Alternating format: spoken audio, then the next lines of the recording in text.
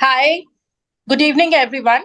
Welcome to yet another episode of our beloved CCI webinars, which all of us actually wait for and we wait eagerly for with repeatedly extremely good attendance and love from the audience that we get.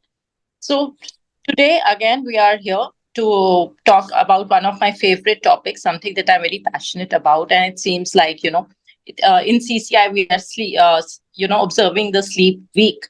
And today we are talking about the combined approach to treat OSA and snoring, where one can't sleep himself and others can't sleep next to him. Now, this idea is actually the brainchild of Dr. Krishna sir himself. And let's hope that we are able to do justice to the topic.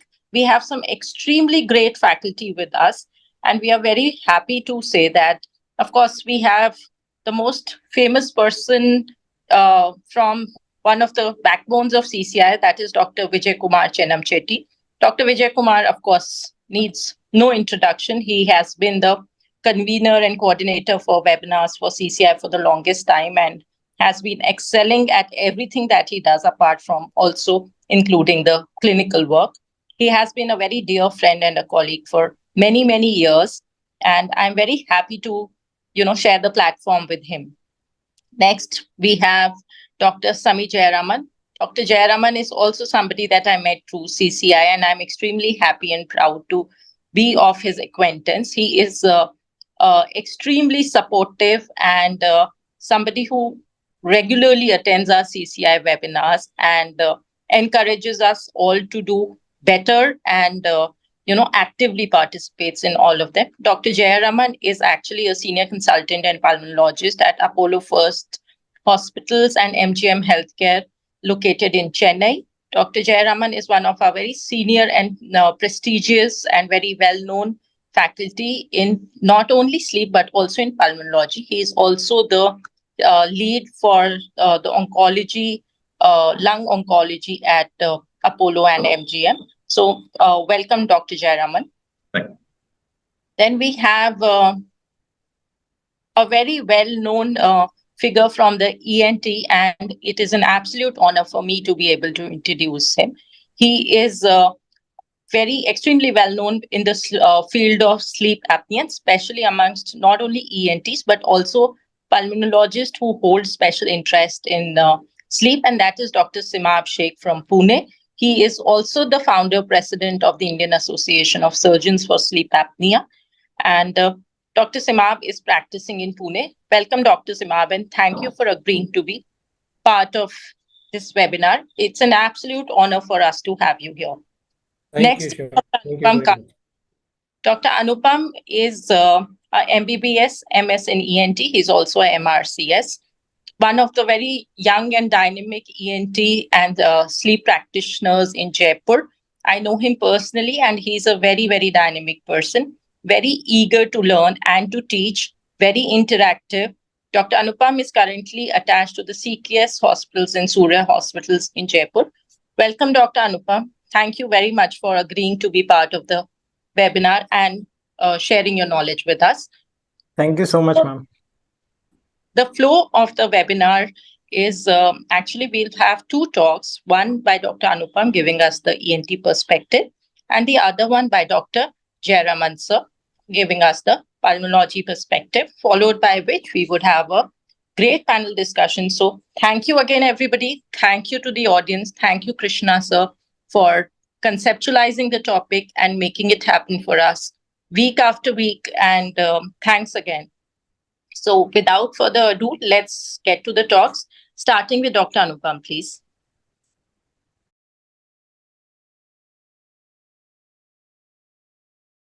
Evening, everyone.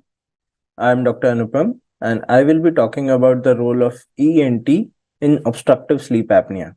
Now, I really wish there was a separate postgraduate branch which talked about sleep medicine and surgery as a whole. But as of now, this is a multidisciplinary disease, and let's understand what role the ENT surgeons have to play in managing sleep apnea. I have nothing to disclose. So this is the definition of sleep apnea, and I have very carefully emboldened the important words. and I want you to please understand this definition very carefully.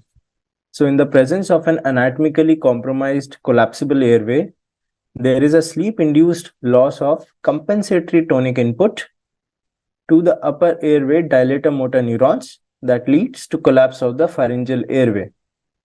This causes apneas, hypopneas, and respiratory event related arousals. So, obstructive sleep apnea is an upper airway problem. It is primarily an anatomical problem. It is primarily an acquired disease. There are instances, rare instances, where children have some congenital anomalies that can cause sleep apnea, but primarily it is an acquired disease. Earlier you correct it, the better it is. And it is thought that pediatric sleep apnea, when corrected in time, can prevent a patient from developing adult sleep apnea or at least delay its onset. So let's understand pathophysiology of sleep apnea and let's see where we ENTs stand to correct this sleep apnea in here. So let's talk about anatomy first. The first fundamental of anatomy is the Starling resistor model that you need to understand. So Starling resistor model talks about a collapsible segment between two rigid structures. The two rigid structures here are nose and trachea, and the collapsible segment is pharynx. Now, the pressure at which this pharyngeal inlet collapses on itself is called the P crit, pharyngeal critical pressure. And as you might understand from your physics classes, if P crit is applied inside the tube, then this lumen can be made to open.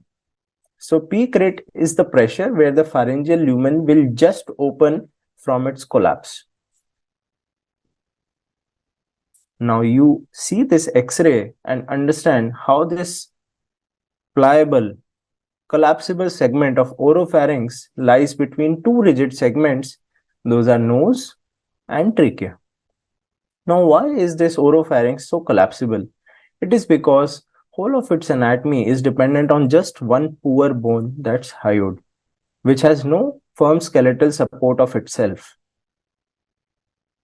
Now, the flow of air through this oropharynx depends on the pressure gradient between the upstream pressure and the P crit that we have already understood. So the difference between these two pressures will determine the flow of air through oropharynx. I am not bringing in any downstream segment pressures because they are not important for sleep apnea. It is only till the entry of air till trachea where sleep apnea physics comes into play.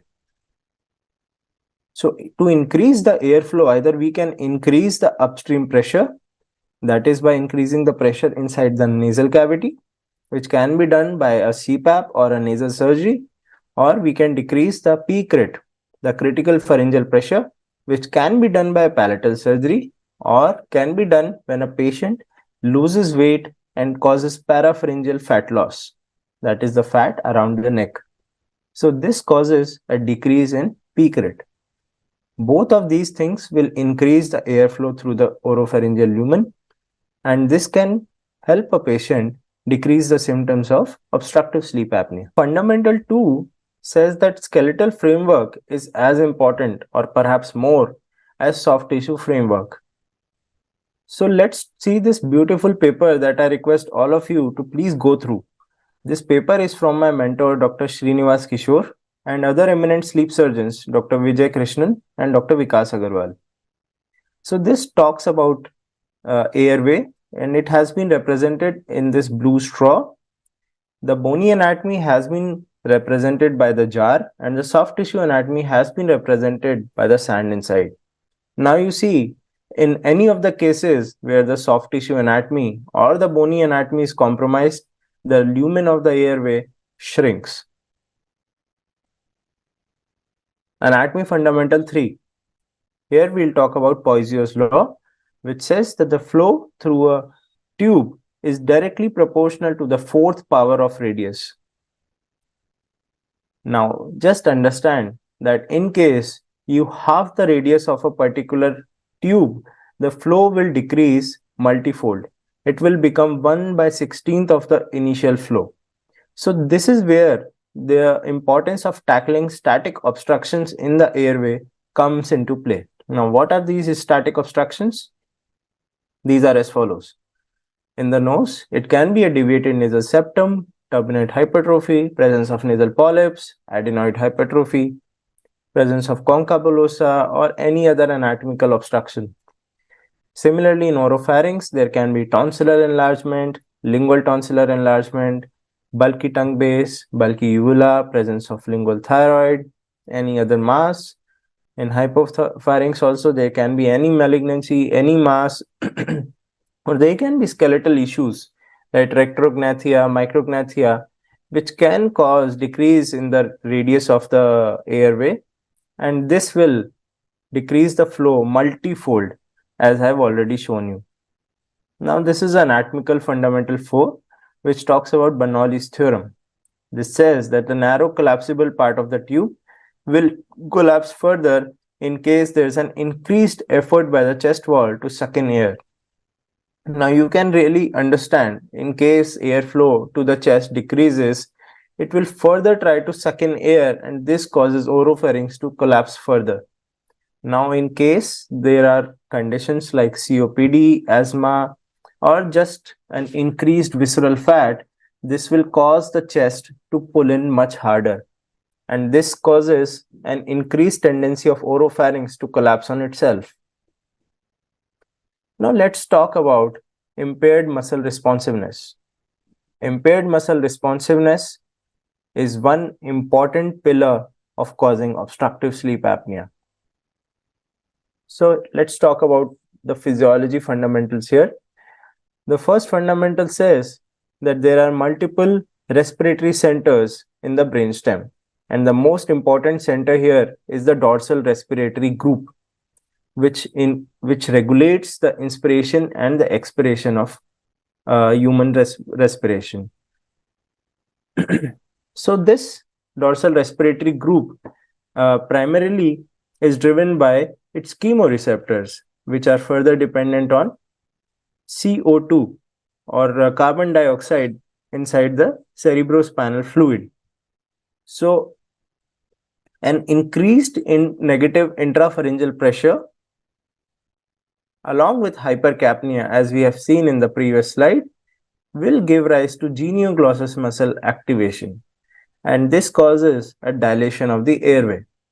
So you can understand that this reflex is primarily something that the body has developed to get rid of a sudden collapse or a sudden increase in carbon dioxide. And this muscle activation is supposed to happen during deeper stages of sleep. Now, what happens in sleep apnea patients? This genioglossus muscle activation doesn't really happen. So they enter that vicious loop of oropharyngeal collapse, and there's no protective airway mechanism in terms of genioglossus muscle activation, and they keep on collapsing on themselves, further causing hypercapnia, and then they enter into that spell of complete choking or apnea.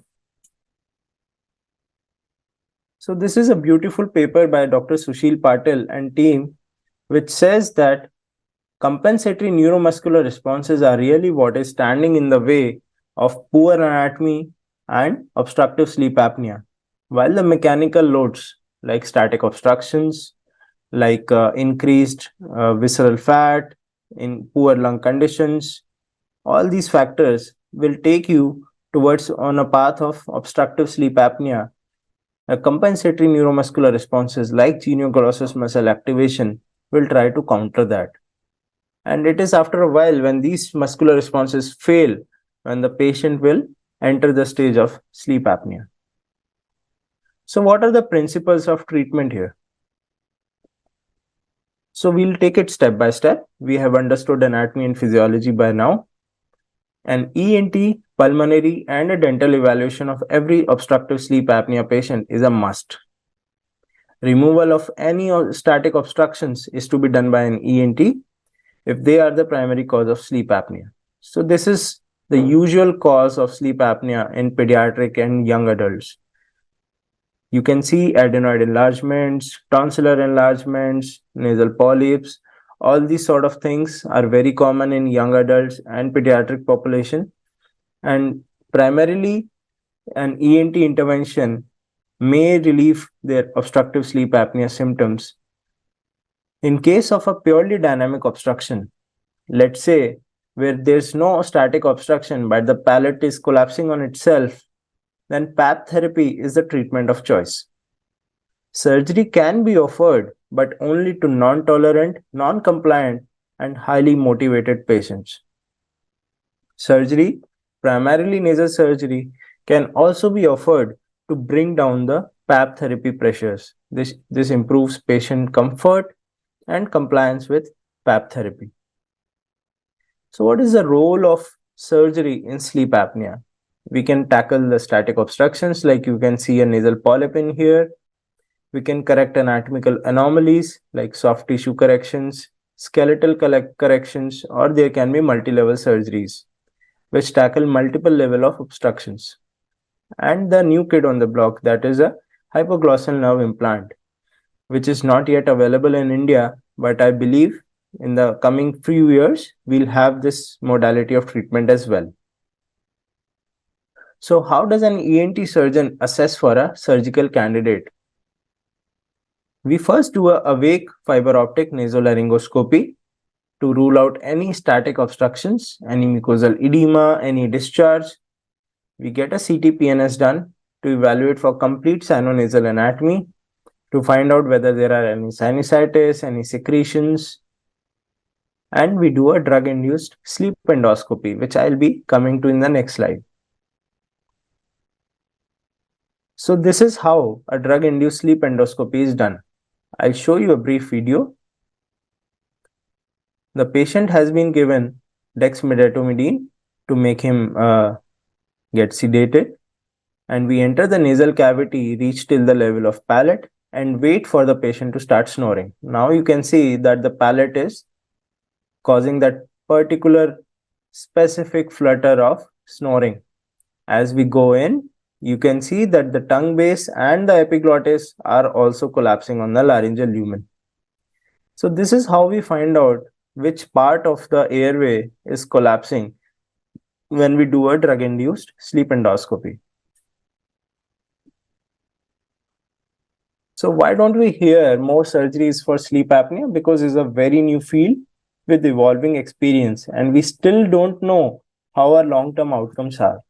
Results have been inconsistent and unpredictable till now, and there's a very limited exposure to this field in medical curriculum and even postgraduate curriculum for ENTs.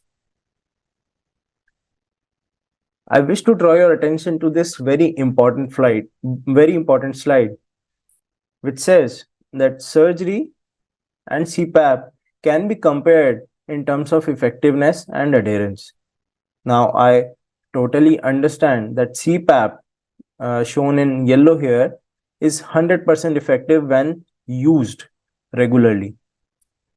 But the adherence data shows that the adherence to CPAP is somewhere between 30% to 60% in the best of circumstances. Now, if the patient is not using CPAP, is not adhered to the treatment, then the CPAP is not effective at all. I want you to please understand this. As long as the patient is using CPAP, is gaining a benefit out of it, till that point, he's drawing the benefits of CPAP. But as soon as he's not adherent to the treatment, then he loses all those benefits. Surgery, though it is less effective, but the patient has no choice here. The patient lives with surgery.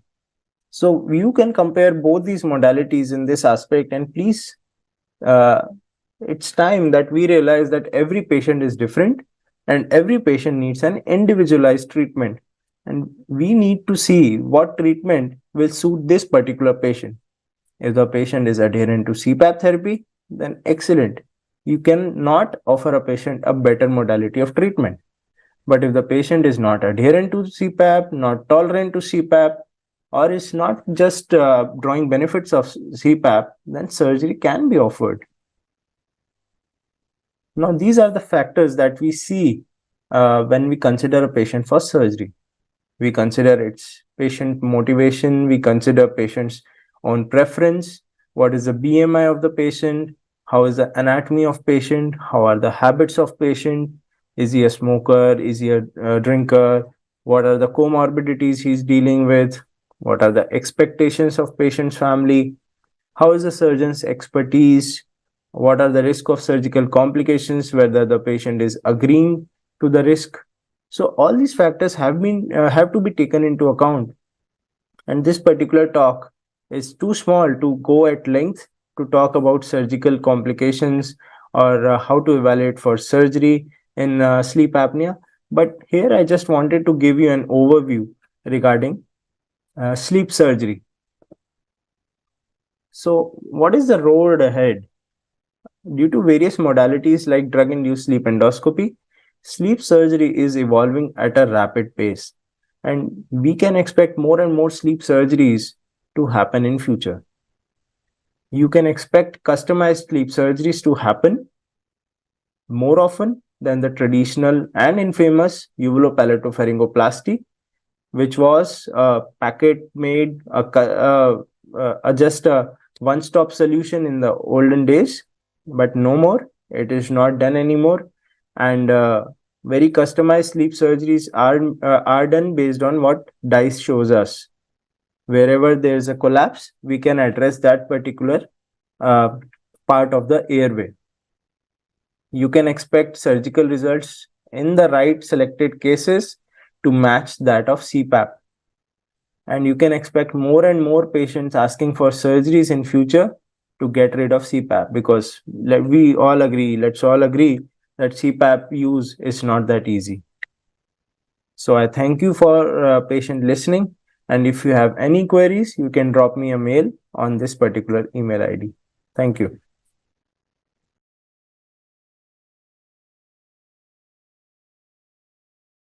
Good evening. Welcome to this CCI webinar. First of all, I thank you, Chess Council of India, Founder Trustee Dr. N.H. Krishna Sir, Narayana Pradeepa Sir, National President Dr. Ashish Dubey Sir, and the Secretary General Dr.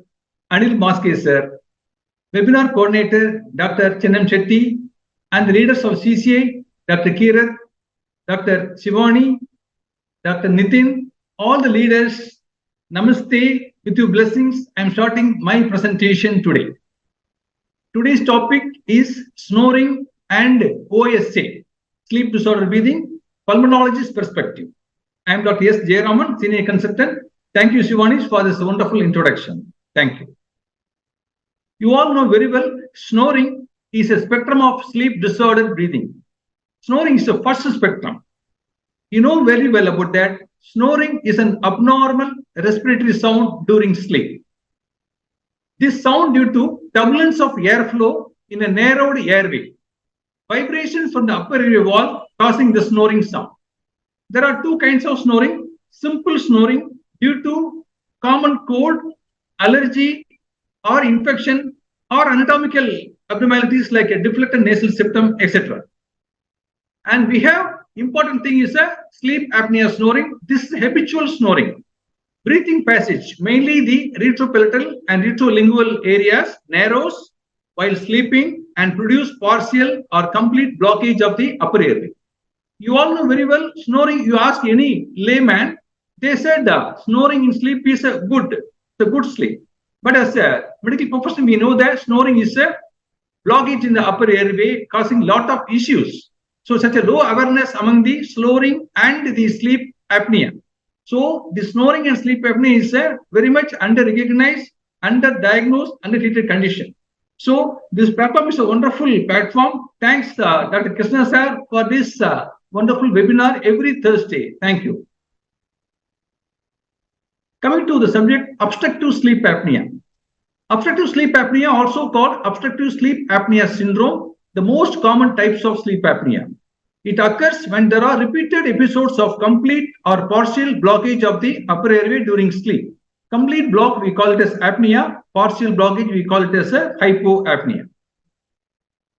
These are all the symptomatology, signs and symptoms of obstructive sleep apnea. You can see here there is daytime symptoms, excessive daytime sleepiness, one of the important symptoms of obstructive sleep apnea, feeling tired, lack of energy and fatigue, early morning headaches, diabetes, concentration, memory problems, high BP, depression, anxiety, irritability, learning difficulties in children, and the night symptoms mainly the snoring and increased frequency of urination due to increased secretions of the atrial natriuretic peptide and increase in the intra-abdominal pressure and increased arousal, which leads to all the issues. And we have a irregular breathing during sleep, partner witnessed stoppage of breathing, that is choking or gasping, night sweats, increased cough, salivation in night, sexual dysfunction, palpitations. These are all the day and night symptoms of sleep apnea. Prevalence of obstructive sleep apnea. Globally, 1 billion people are affected by obstructive sleep apnea. In Indian scenario, 52 million.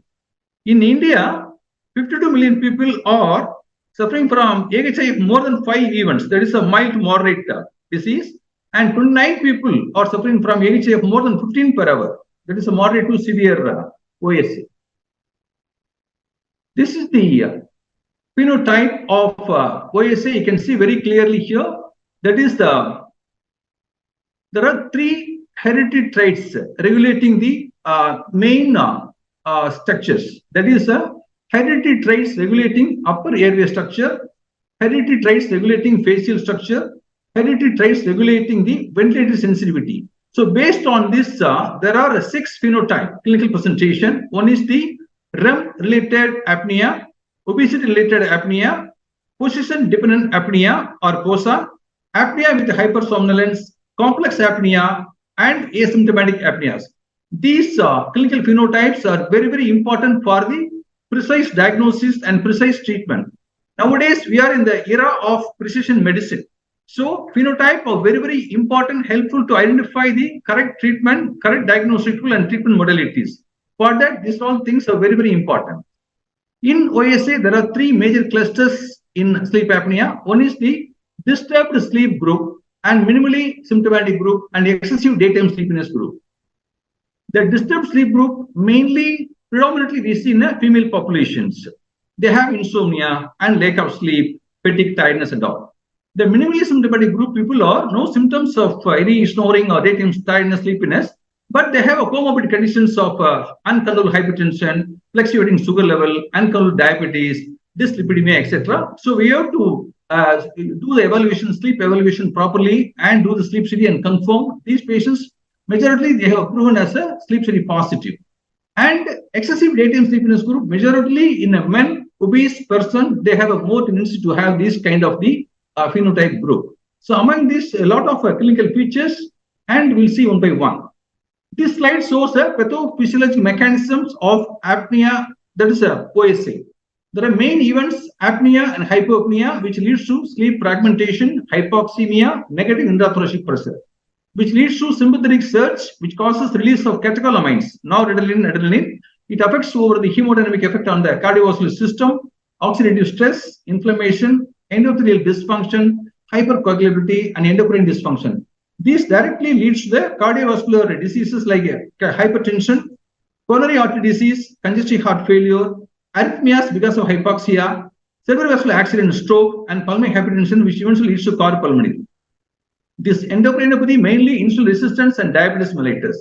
This sleep fragmentation directly leads to sleepiness, poor quality of life, and accidents and all, and poor executive function and poor quality of life. This is the common association of the other diseases with the obstructive sleep apnea. The drug-resistant hypertension is one of the common features, and severe obesity. 80% of OSA caused due to the obesity only. Congestive heart failure, pacemakers, one of the common association. Atrial fibrillation, because of hypoxia, patients develop atrial fibrillation and embolic stroke and all. Type 2 diabetes is a very common association. All hypertension and CAD, coronary artery disease, and uncontrolled asthma. Asthma, one of the common comorbid conditions is the obesity and sleep apnea. Approaches to the diagnosis of obstructive sleep apnea. So this is a normal airflow. inhalation, exhalation. This is a hyperventilation, and see, this is a flow limitation, and this is a snoring event, and this is the hypoapnea, and complete blockage causes apnea. Flow limitation, upper airway narrowing, this is the earliest sign of impending upper airway closure. Hypoapnea, there is more than 30% reduction in airflow lasting more than 10 seconds and with at least 3% oxygen desaturation from baseline. Apnea, more than 90% reduction in airflow for more than 10 seconds. We have a questionnaire to diagnose the obstructive sleep apnea. We have Epworth sleepiness scale to assess the daytime sleepiness, Stanford sleepiness scale, Pittsburgh sleep quality index, and Stop-Bank questionnaire and Berlin questionnaire. Among these, we commonly use the Stop-Bank questionnaire. So what is Stop-Bank questionnaire? Stop and bank. This is the abbreviation. S stands for snoring. Do you snore loudly, louder than talking, or loud enough to be heard through closed doors? So each point we have to give one, yes or no. Do you often feel tired, fatigued, and sleepy during a daytime? Yes or no. Has anyone observed you stop breathing during sleep? Do you have or are you being treated for a high BP? BANG band. BMI more than 35 kilogram per meter square. Age more than 50 years. Neck circumference more than 16. Gender male preponderance. The OSA up to 40-50 years, the male is predominantly affected. A score of 2 or less is considered low risk, and a score of 5 or more is high risk for having either moderate or severe OSA. Excessive daytime sleepiness is one of the important daytime symptoms. This will be assessed by Epworth sleepiness scale. So, what is your total score from Epworth sleepiness scale? You choose 1. 1 means if score is 0 to 6, 2 means 7 to 10, 3 means the score is 11 to 13, and 4 is if the score is more than 14 is a 4 score. This score mainly the situations and the chance of dosing. We do the 0 to 3 gradings. 0 means would never dose, 2 moderate chance of dosing, 1 slight chance of dosing, and 3 is a high chance of dosing. So these are all the situations we correlate. Sitting and reading, watching television, sitting inactive in a public place, for example, a theater or in a meeting, as a person in a car for an hour without a break, lying down to rest in the afternoon, sitting and talking to someone, sitting quietly after lunch, in a car while stopping in traffic. So we have to put the mark based on this. The high score indicates a high probability of the OSA. How to confirm patient has OSA or not? These are the confirmatory tests called a sleep study. In the sleep study, type 1, level 1 PSG is a gold standard. There are 7 channels with 1 audiovisual. And alternatively, we have a home sleep test. Type 2, we usually measure 7 channels. This is an unattended home-based sleep studies. Type 3 is a 4-channel studies. Type 4 is a 3 channels. So polysomnography is a gold standard test. It measures usually there are 7-channel PSG. It measures oral and nasal airflow, respiratory effort, pulse oximetry, 2-lead ECG, leg and chin EMG, EOG, and 2-lead EEG. AHI, apnea hypopnea index. This is a very important index we derive from the PSG report. Total number of apneas and hypopneas were divided by the total sleep time in hours. Based on this, we divided into 3: mild, moderate, severe. Mild means AHI of 5 to 15 per hour. Moderate OSA means AHI of 15 to 30 per hour. Severe means AHI of more than 30 per hour. If AHI is more than 30 within the first 2 hours, split polysomnography, that is diagnostic and therapeutic test to be done in a single night study. There are 4 levels of sleep study already mentioned. This index, apart from the AHI, the RDI, respiratory disturbance index, is very, very important. RDI is a similar measure to AHI, but it also includes the number of respiratory effort related arousal per hour of sleep. RERA is an event characterized by increasing respiratory effort for 10 seconds or longer, leading to an arousal from sleep, but one that does not fulfill the criteria for hypopnea or apnea. So this index is a very, very important superior index than the AHI. This is the type 1 devices. There is an 8-channel, including the video monitoring. And this is the polysomnographic report. This is the patient data and sleep overview. You can see the sleep stages, wakefulness stage, and non-REM stage 1, 2, 3, and REM stages. You can see the summarized graphic representation of each and every wave pattern. So in this level 1 PSG, we have to see carefully all the events, mainly the apnea and hypopnea index, and we have to see the oxygen desaturation index, and we have to see the body position. From the body position, whether supine AHI is high or non-supine AHI is high. From this, we can diagnose whether patient has a POSA, position-dependent OSA or not. And we have a pulse and heart rate variability we can see. And the leg movement we can measure by the electromyography, the tibialis anterior. And we can see any periodical leg movement syndrome or the AML, that is PLMS, periodic leg movement syndrome. We can measure very clearly from seeing this graphic representation. And summarized graph, we can look in for the snoring index and the apnea hypopnea index and the arousal index or the respiratory disturbance index. From these index, we can derive what kind of recommendation we are going to the patients, what kind of treatment modalities, whether mild, moderate, severe. So we give the direction to the patients. This is the level 2 study, unattended in the hospital study only, unattended in the ICU, or this is not the sleep lab. This is an outside sleep lab, unattended level 2 sleep study. We measure EEG, etc. This is the device, type 2 device. This is a type 3 device. Type 3 mainly we call it as a polygraphy or limited channel polysomnography. This is a home sleep apnea testing or portable study, which includes a minimum of 4 channels and must monitor at least 2 channels of the respiratory movement and airflow to define an event. Generally, no EEG signals are monitored. The records 5 parameters, mainly the nasal flow, respiratory effort, oxygen saturation, pulse, and snoring. So this is the monitoring, this is the recorder, nasal cannula, and this is the pulse oximeter probe. And this is the level 3 study, home sleep test. And from the level 3 study, home sleep test monitoring, we derive the value called the AHI and RI, respiratory event index, and oxygen desaturation index. So another new modality based on PAT technology. This is a one sleep test. It's a simple, accurate, multi-night testing, safe way to start one sleep tracking and diagnose sleep health. This is a disposable multi-night home sleep test based on peripheral arterial tonometry or photoplethysmography. Based on the photo principles, we observe the light rays from the blood vessels, etc. So clinical studies validated against in-lab polysomnography.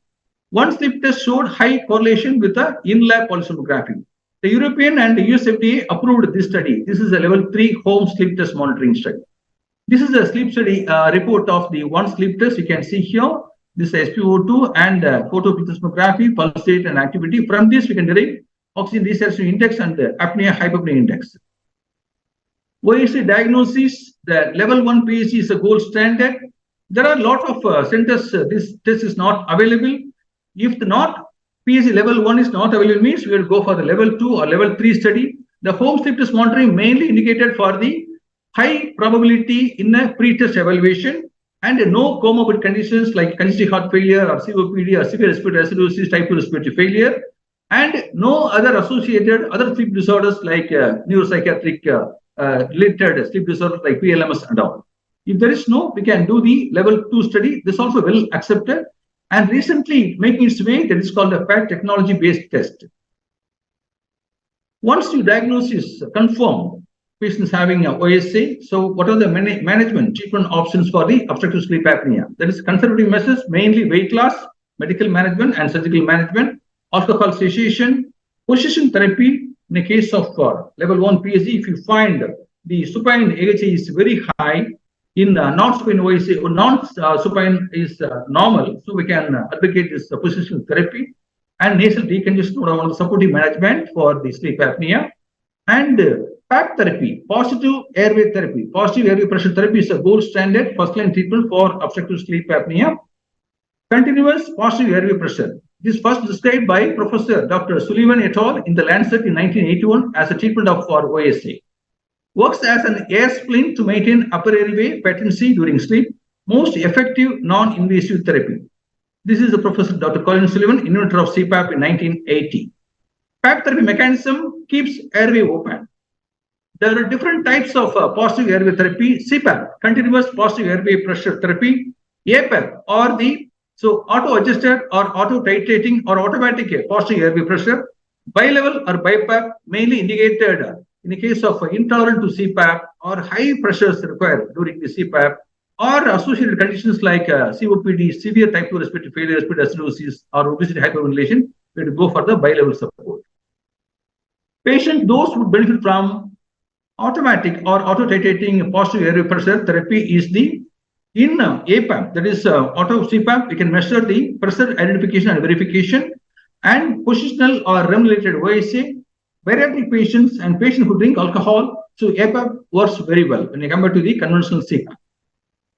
The APAP working mechanism, the auto-titrating PAP therapy, air pressure delivered to the patient varies as per the patient requirement.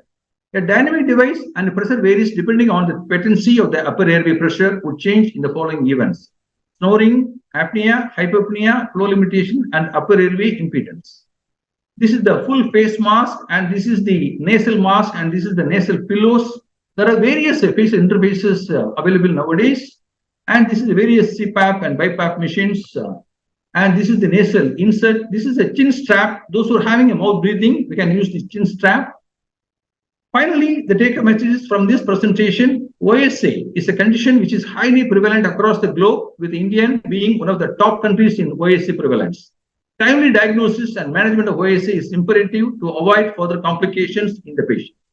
With the level 1 sleep study being gold standard, home sleep apnea test has been seen to be cost-effective and convenient option. Treatment is multidisciplinary. PAP therapy is a gold standard and first line, and non-PAP therapy, which includes oral devices, surgeries, mainly ENT and head and neck surgery, maxillomandibular advancement osteotomy surgeries, and bariatric surgeries. So the final take-home message is snoring and obstructive sleep apnea is a spectrum of sleep disorder breathing. So meticulous history examinations to pinpoint the precise diagnosis is very important. We have a lot of phenotypes, and one size does not fit for all. So there are different kinds of management based on the phenotype we have to advocate, and treatment also multidisciplinary. So positive airway therapy to non-PAP therapies, surgery, and other details are there. So we have to choose meticulously. Ultimately, we have to aim targeted therapy. So there are a lot of inadequacy, lack of awareness about these kind of sleep disorder breathing. So our aim is to make the awareness about all these in depth about the sleep disorder breathing. So with this, I thank you very much for your patient listening. I will take the questions in the panel discussion. Over to Dr. Shivani for moderation of the panel discussion. Thank you very much.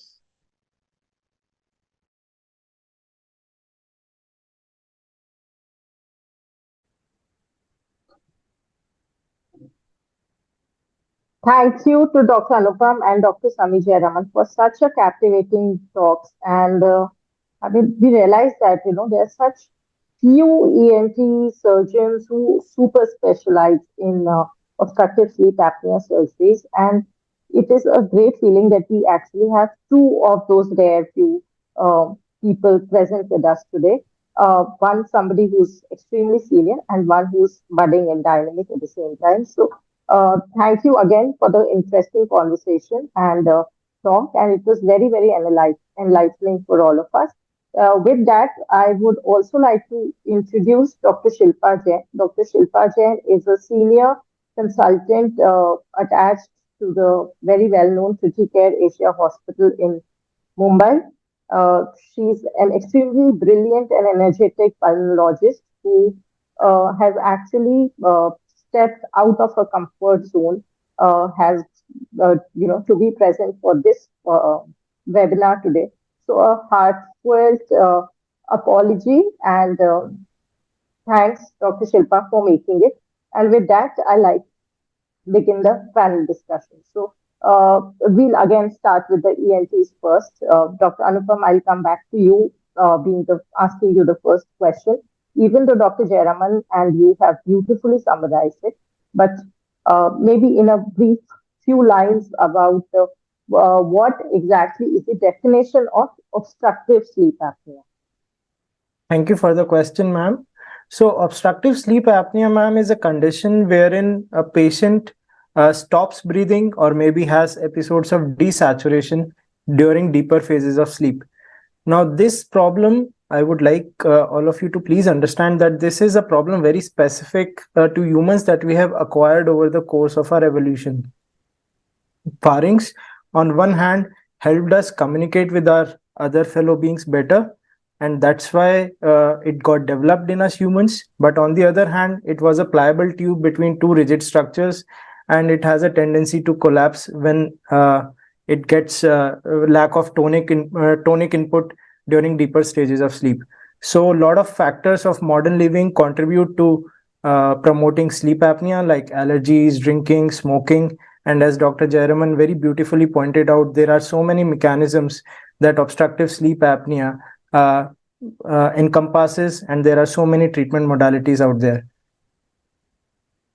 Correct. And like you had also correctly mentioned that even though PAP therapy remains the gold standard, the compliance, yes, is extremely poor, and that's something that all of us as pulmonologists, I'm sure, and you all as sleep practitioners find extremely challenging.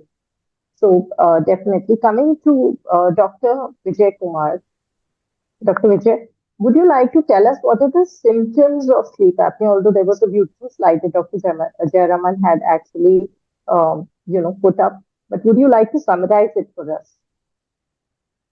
Let me congratulate both Dr. Jayaraman and Dr. Anupam for their brilliant presentations today. It was wonderful listening and then revising to the entire topic, both surgical and medical aspects of sleep apnea. So, let me extend just, beyond the academics, congratulate India for winning against Sri Lanka. It was a beautiful victory. 302 runs margin is never imaginable. I think it is a world record. So let's go to the academics. Coming to symptoms. So we see we are dealing with one problem which is extremely prevalent in Indian subcontinent.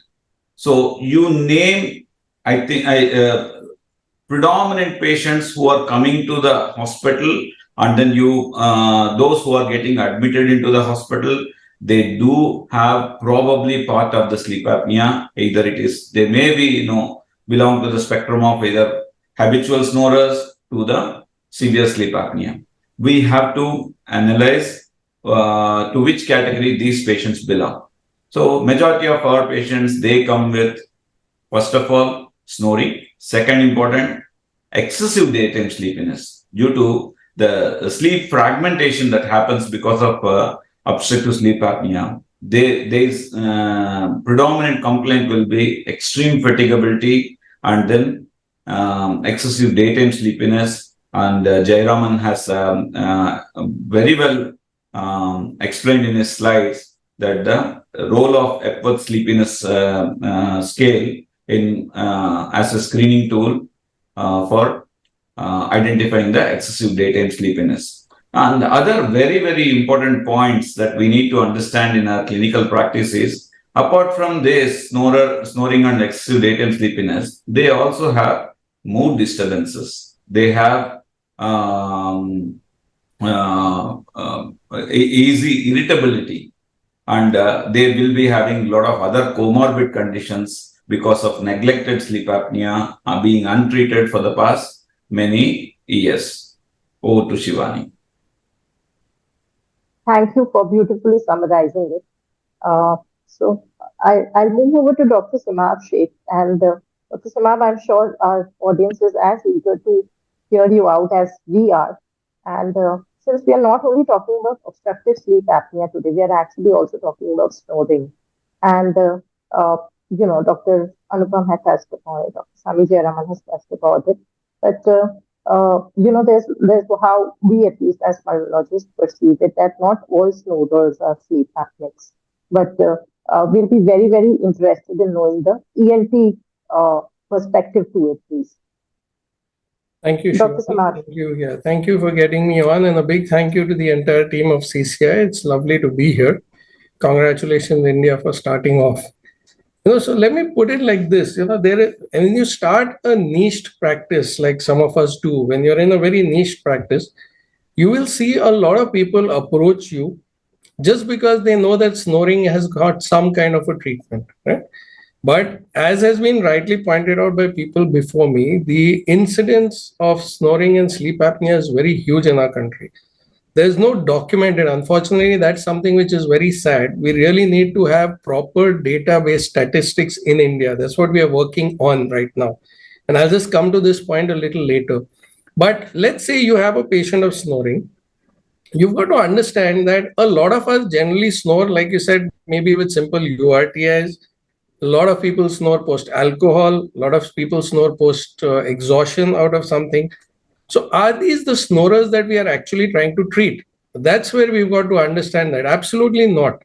So there is a category of snorers. I would like to put it in a manner where we say we have snoring with alcohol, habitual snorers, occasional snorers.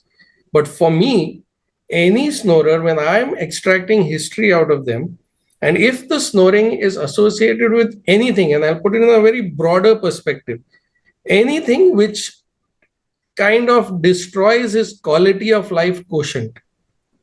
So a snorer with a bad quality of life quotient is the person that I'm going to be wanting to investigate. I'm not going to want to investigate a regular occasional snorer or somebody who comes and says, post alcohol or when he was very tired. But yes, anybody, whether he's working in the corporate field, whether he's working anywhere else and his work performance is getting affected, like the previous speaker said, if your mood related issues are happening, if your temperament is not there, if your work performance is falling down, if your marital issues are coming into the picture, because you'll be very surprised as to how many marriage counselors today are aware and referring back patients to us for snoring, because they know that causes a lot of interpersonal relationship issues. So if I was to put it very broadly, and then we can go on breaking it down as to what quality of life and how it works. But anybody with bad quality of life, with EDS, with excessive daytime somnolence, is a person that I would like to really go into extensive detailed investigations. And of course, heroic snoring, for those who probably do know heroic, and just for those who probably don't know what is heroic snoring, snoring is graded. Heroic snoring is the worst, where you talk about snoring heard outside the rooms with a closed door. So that's one person you definitely have to be looking into. Sure. And I think in India, at least all the marriages and all functions and all trains and everybody, when they're traveling, I'm sure they come across people who have snoring like this.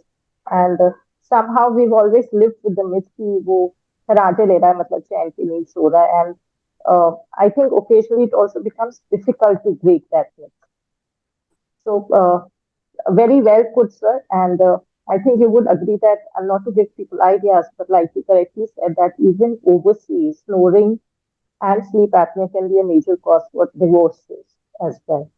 It is a recognized cause abroad, whereas unfortunately for us in India, law still hasn't allowed that. Otherwise, our divorce rates would have been much higher. But it's not legally acceptable as yet. Thankfully for a lot of people. Yeah, thankfully. In fact, if I may just add, that was the reason why I was talking about the statistics, because sometimes when I'm called in for these people who make policy decisions and they want to talk to us, because we are all, in fact, I know the chest community is also pushing for it, so are we, that we want to make this as it's a disorder. It's not a lifestyle disease anymore. So when these policymakers have actually interviewed me, the unfortunate part is their straightforward question to me was, doctor साहब हमारे देश में इस बीमारी से कितने लोग मरते हैं? Because when I was asking them that you got to make this sleep studies mandatory for pilots or engine drivers or truck. So obviously from the IAS point of view and from the administrative point of view, it's a very valid question. And that's where we in the medical fraternity have failed to give them that statistics.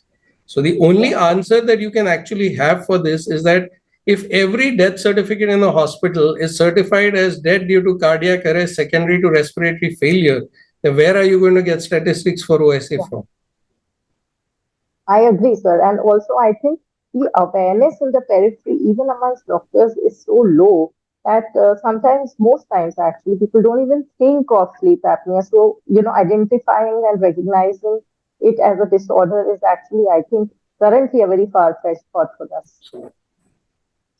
So, moving on to Dr. Jayaraman. So, Dr. Jayaraman, you talked about the questionnaires that we use. So, you talked, of course, you talked about the stop bang in detail, but of course, you also talked about the effort sleepiness score and the Berlin questionnaire. And So what are the situations where you use the other questionnaires and in your practice, where do you actually put those into use and any others if there are? Yeah, thank you, Shivani. This is related about the clinical diagnosis of obstructive sleep apnea. We have a variety of clinical questionnaire to start with the Stanford Sleepiness Scale and the Pittsburgh Sleep Quality Index and the Stop Bank Questionnaire and the Berlin Questionnaire. And we have the F4 sleepiness scale to assess the daytime sleepiness. And we have a lot of clinical questionnaire to assess the patient. These are the questionnaire mainly we would ask to the bed partner, spouse. So if you ask directly to the patient, do you have any snoring issue? No, I don't have any snoring issue. So you have to ask the bed partner. This is mainly based on this Berlin questionnaire, mainly based on there are three category of thing questionnaires we have to ask and fill the each point you have to put. But in practice, the common the clinical questionnaire to assess, this is a screening tool to assess for the patients whether have a OSA symptomatology, whether is it a high probable or low probable, whether to proceed with the confirmatory test or not. We have a stop bank questionnaire. You all know very well, stop bank is abbreviation of stop bank, STOP and BANG. That is S stands for snoring, T stands for tiredness, O for have you observed? You have to ask a question to the bed partner. Have you observed any choking or gasping? And the P stands for pressure, blood pressure. Are you taking any treatment for BP? You have to ask this question for stop. And BANG bank, BMI, B stands for BMI, body mass index. The body mass index is more than 35. This is obesity, and over 40 we call it as a morbid obesity. So weight increases, the incidence of sleep apnea increases, and age-wise, 50 plus age are more prone to get. Age advances, the incidence rate of sleep apnea is very high, and neck circumference more than 16 inches or 40 centimeter is a high risk to develop the obstructive sleep apnea. And gender up to 40 to 50, the male predominance because of the hormonal effect over the female populations. After the menopause, 50 plus, so both equal prevalent. But in general, the male predominance of the obstructive sleep apnea. So this is all the mark we have to put. If the score is less than 2, this is a low probability of the OSA or low risk category. If the score is more than 5, it indicates the high probability or the high risk to develop the OSA. So plan accordingly what kind of testing we are going to do, what kind of availability in the hospital scenario. So these questionnaires are very important for the clinical assessment. So in our OPD, we give this effort, this stop bank questionnaire form to each and every one, and husband or wife, they have to fill in correct, and my staff will clearly keep it in that table whether what kind of high or low risk and all. So in this way, clinically we tell the patients, so this is the thing you have suffering from, this kind of high risk for the OSA and all. So for the clinical diagnosis purpose, these clinical questionnaires are very, very important. Right. Thank you, Dr. Jayaraman. Dr. Shilpa, I'd like to come to you. Dr. Shilpa. Yes, I can hear you. I'm not able to start my video because of the network issue. No problem. We are happy to have you, and that's more important for us. Dr. Shilpa, like Dr. Jayaraman has talked about stop bank, are there any other clinical tools that you use in your practice? They usually use this bowling questionnaire, which is simple, easy, as Dr. Jayaraman correctly said, that it is usually given to the partners of the patient, and obviously the clinical signs and symptoms, which he had already elaborated in his slides. That is the first and foremost thing which we start off with, and the questionnaires help a lot. Immediately asking the patient that we are planning a sleep study becomes a little tricky. So first to explain them that what is the problem and where the problem lies, and along with the questionnaire usually helps the patient a lot. Bowling questionnaire is a quite short questionnaire. Stop bank, in my clinical practice, I was not using, but after seeing the details in that, I would prefer using it on a regular basis, is what I think. Sure. And do you ever use the Epworth sleepiness score? We have initially used it, and I had used it during my undergraduation. I had not really used it in my clinical practice. But in a short way, Berlin question had always helped along with a proper clinical history of the patient. I just want to add one important point, Shivani, here. Okay. Yeah. See, I agree with Dr. Seemab Shaikh. Okay, he was very practical. So, having said this, so in a very busy OP, particularly in Indian scenario, as soon as the patient walks in, imagine there are no time for your assistant to check this questionnaire and all those things. A simple thing what I use in my practice is presence of excessive daytime sleepiness. First, snorer or not. Second, excessive daytime sleepiness or fatigability.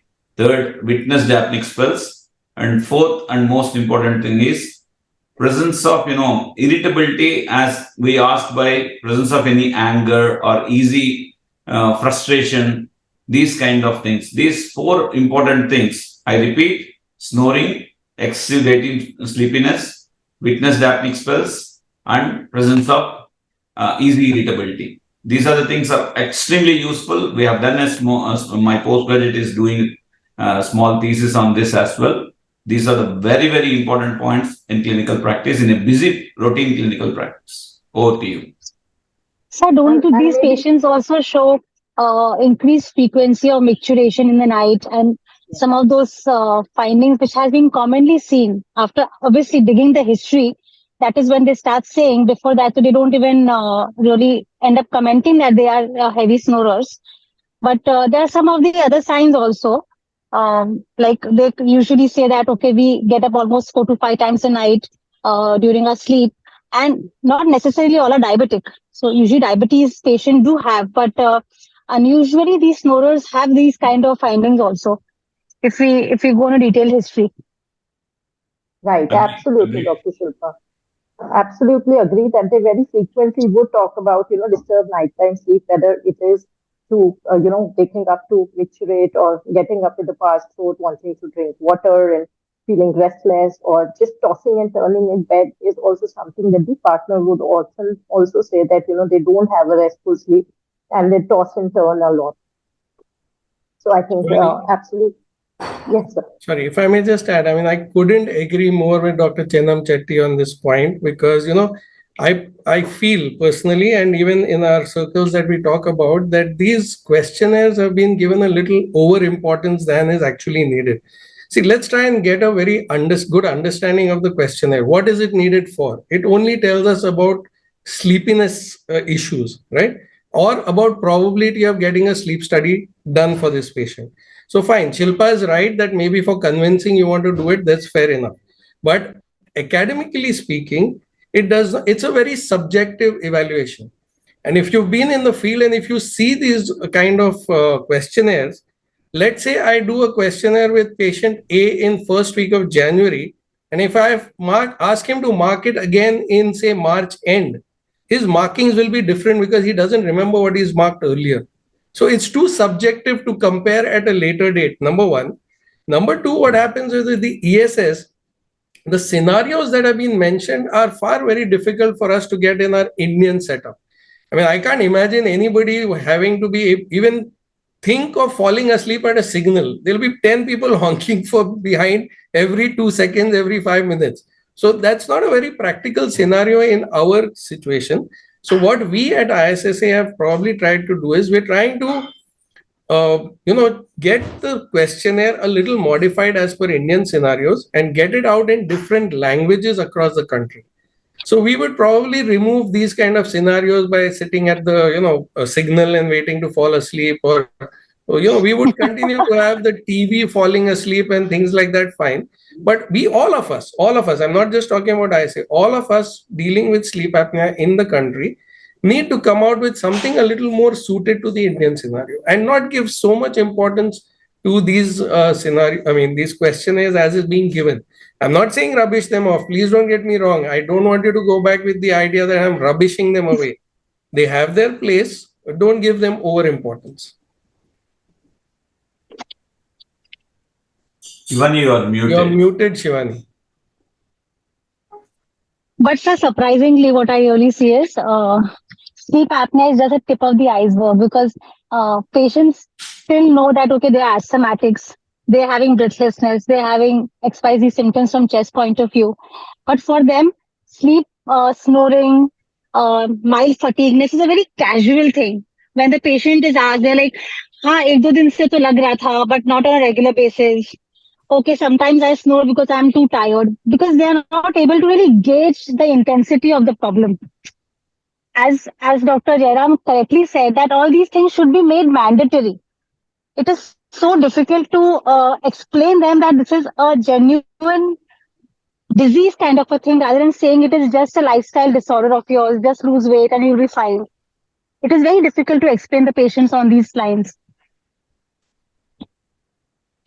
Yeah, I agree. And I also kind of feel that, like correctly put that, we give way too much weightage to the questionnaires, and especially the effort sleepiness score, which is actually doing nothing except just gauging the sleepiness tendency in the patient, and has maybe not a direct correlation to the severity of sleep apnea per se, at least not all the time. So instead, if we spend as much time in counseling the patient about the nature of the disease, I think that actually makes a more conversion rate for the patient to get convinced to get a sleep study done and then eventually take treatment, and increases their acceptance of the disease and the treatment, instead of just actually focusing on the theory that was been taught over and over again. So, absolutely. And with that, I'll come back to Dr. Sheikh. And Dr. Sheikh, of course, Dr. Anupam has briefly touched upon it. But, we are very keen to know about how important is the detailed upper airway examination when we are talking about these patients. Because, of course, we've talked about the history, we've talked about, the questionnaires. But going on to the clinical examination, which basically forms the backbone of our other systems and everything. But as pulmonologists, how much and how can we do the upper airway examination in these patients? So Shivani, see, when we use the word OSA, when we talk about the word obstructive sleep apnea, obviously the obstruction is one of the major things that we're going to have to be looking for, right? Whether that obstruction is treatable surgically or not is a different question altogether. Let's not get there at this point of the discussion. But if we do not look for the obstructions, we are not going to be able to even decide how to do it. Now, upper airway examination, I think the diplomatic passport, the white diplomatic passport lies with the ENT, because they are the only ones who will probably be able to look inside. Unless, of course, let me correct myself on that. Unless, of course, the chest colleagues of mine start using their bronchoscopes. Because a lot of you have bronchoscopes. It's not like you don't have. But if you start using the bronchoscope and looking into the upper part of the airway, and you should also have your mind trained to see what you want to catch over there. It's not just doing the upper airway scoping. It's about what you're going to be able to catch over there. So we have two ways of looking at the airway. One is a very clinical examination that we do, which Anupam has detailed, explained also. We look into the oropharynx area. We look into the nose and the nasopharynx. No better than an ENT to look into that. And we have the best of scopes now, which is like literally it's an OPD. It's part of an OPD consult. It's not like a separate procedure that we have to do. And then we do an awake scopy. So the awake scopy will take us right down at least till the vocal cords. We are able to see the epiglottis. We're able to see the base of the tongue. We're able to see the palate. We're able to see the nasopharynx and the nose. So one simple awake scopy gives us a very good idea. I'm not saying the complete idea, but this now flexible awake scopy in a lying down supine position, not in the sitting position.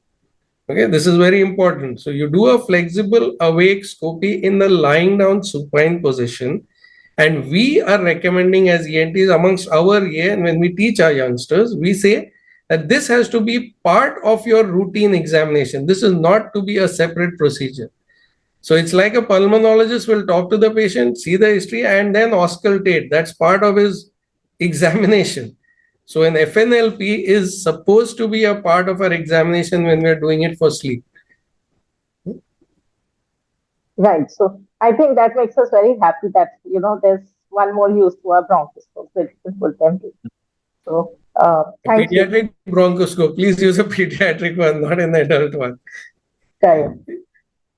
Yes, I think a lot of us also have those thin board disposable ones these days. So, they are also, I think, good enough to do that. I think you would agree. cost issues would come into the picture with those newer ones. But yeah, I mean, you can use whatever you get to use. I just want to add one line, Shivani, here. See, whenever we are doing a bronchoscope for a different indication as well, sometimes as soon as the sedatives is being delivered to the patient, we can see the upper airway getting collapsed. In those patients, imperatively, it is very, very important that a pulmonologist, if you observe the upper airway obstruction, you make a document in your bronchoscopy report. Yes, this is the finding of upper airway. There is nothing wrong in it because it is going to change. You may be doing bronchoscopy to identify tuberculosis or a tumor, but this additional finding is going to change the game plan. I absolutely agree, and it's very interesting that I actually get patients for sleep study even from gastro colleagues because they did an endoscopy for which they sedated the patient and they realized that the patient had an apnea as soon as they sedated the patient. So even from my gastro colleagues, I actually get calls for patients referred for sleep studies. So a very valid point. And with that, Dr. Vijay, I'll actually bombard you with another clinical scenario that we very often see that maybe a 40 something male who walks into your OPD, of course, he complains of snoring, tiredness, irritability, excessive daytime sleepiness. He also has a gastroesophageal reflux. The patient does not seem to be very bothered, and he says that my wife is actually the one who has dragged me here. He seems extremely disturbed, of course, by his snoring and his sleep pattern. This patient also is hypertensive, which is now currently at least controlled on two drugs. He is obese with a BMI of around 36. So, what is your approach in managing this particular patient? Do you also involve other specialities, or how do you go about? Being practicing sleep medicine for the past close to 1.5 decades, Shivani, so it is very, very important. At the earlier of my career, I used to involve the gastro people and then ENT people and everyone almost. It's like a multidisciplinary team. But as we evolve, so when there is we can, as a pulmonologist, we can evaluate all these things like presence of any upper airway obstruction, presence of DNS, presence of allergic rhinitis, any nasal polyposis, and presence of GERD, mood disorders, everything we can evaluate. If there is a need, then I refer to the specialist. Otherwise, this is a very clear-cut and straightforward case for a pulmonologist to diagnose the presence of underlying sleep apnea and diagnose and move forward. When you identify, well, I want to give you a very important clinical scenario. What happens if you fail to identify a DNS in this kind of patient or a nasal polyposis, a subtle nasal polyposis in this case, in this kind of patient? Okay, you may be advising CPAP therapy or PAP therapy, but that patient will not be compliant to it. So that's why it is very, very important in a given case, if there is a need of a particular specialist, please try to involve them early after your thorough evaluation. Over to you. Perfectly said. And I think with that, I'll add a little more clinical detail to this case. So this same patient maybe underwent a polysomnography and we found a AHI of say 62. With a high ODI, he had frequent sleep fragmentation, lowest saturation was 68%. And this patient was also subjected to a CTPNS. Now, CTPNS, with that, Dr. Anupam, I'll move to you because that really isn't our forte. So the CTPNS showed markedly deviated nasal septum to the right side with bilateral inferior turbinate hypertrophy. And our ENT performed a fiber optic nasolaryngoscopy, like Dr. Seemab had suggested. And he also noticed that there was some lingular tonsillar hypertrophy. So in this patient, that's now the new clinical findings that we have. Does this change your management approach to this particular patient? So, ma'am, this kind of patient will have CPAP as his primary treatment. I think we all agree to this. But the thing is, as Dr.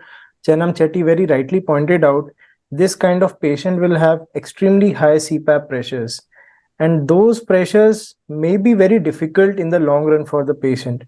So herein comes the role of ENTs, and we can do a surgery to widen the nasal cavity via septoturbinoplasty, and maybe a reduction of the tongue base, or maybe we can just give him a PPI course to ease out the symptoms. And I'm sure this kind of a help will decrease the disease burden and help the patient with the CPAP compliance. So primary role in such a scenario, I agree, remains of a pulmonologist, but we can always help. Right. So I think that's the message that we're trying to, drive home, that very often it may need actually a multidisciplinary approach. And with us only looking at sleep apnea as an identity is not enough. And like Dr. Seemab had sometime back very correctly said, that we have to look for where the obstruction is. And more often than not, it is going to be a multi-level obstruction. So it has to be addressed at multiple levels with multiple subspecialties or specialties. So with that, Dr. Shilpa, so this particular patient, once he's gone to the ENT, that upper airway obstruction has been taken care of. We've titrated his CPAP pressure. We put him on CPAP. What is your approach to follow him up further? How often do you follow up? How exactly do you follow up this particular patient? So usually we try to ask them to come after a month. So once you have given a CPAP machine to them, nowadays the new CPAP machines have those chips which give you the reading of the whole month, how the patient has been improving in terms of the AHI. So we follow up with that particular chip, which whoever they buy it, they always say that we have this chip where the recording is being done. Along with it, it is the symptoms which we usually ask, as in how are they sleeping now, how is the fatigueness, the level of daytime sleepiness, how frequently have been they getting up in the night, how is the diabetes and hypertension control. Even though the diabetes and hypertension control is over the period of time in 3 months and 6 months, but symptomatic improvement definitely starts showing after using the CPAP machine within 15 to 20 days. They definitely say that we are being sleeping better, we don't get up much. Snoring, as it is, their better halves usually always say that they are much better over the day. The daytime sleepiness has gone down significantly. And yes, I definitely see those readings of the CPAP titration post in the next follow-up whenever I take the patient for follow-up. So after 1 month is what the follow-up is, the first follow-up, and thereafter they usually follow up on their comfort. Very rarely I have seen that patient follow-ups regularly. Those have been given a CPAP machine. What our surgeons correctly said, that the biggest problem with CPAP machine is the compliance. Once they start feeling better, in 6 months' time, they stop it on their own. And worst come worst is to explain the patient that this has to be taken for the rest of the life. So they are not ready to accept that fact that they have to always sleep with this machine on. So compliance is one of the biggest issue. Usually, I have seen a lot of lost follow-ups with the after prescribing the CPAP machine. Probably they are good. I have no idea. But initially, they definitely follow up immediately after a month. Then I have seen the improvement. Correct. So I'll just like to, yeah. Sorry, Yes, if I may just add in something, something that I would really like to appeal to the entire chest community. I think Anupam has also put that slide, if I do remember right, about dynamic versus static obstructions, right, Anupam? So, to all of you, my appeal is that, ENT surgeons are friends. We are not competing with each other. And vice versa is what I tell our ENT colleagues. Now, you have to understand when you use a broad term as surgery, then you tend to be a little negative about the fact that, surgery is required. You have to understand that as a surgery, you have two purposes.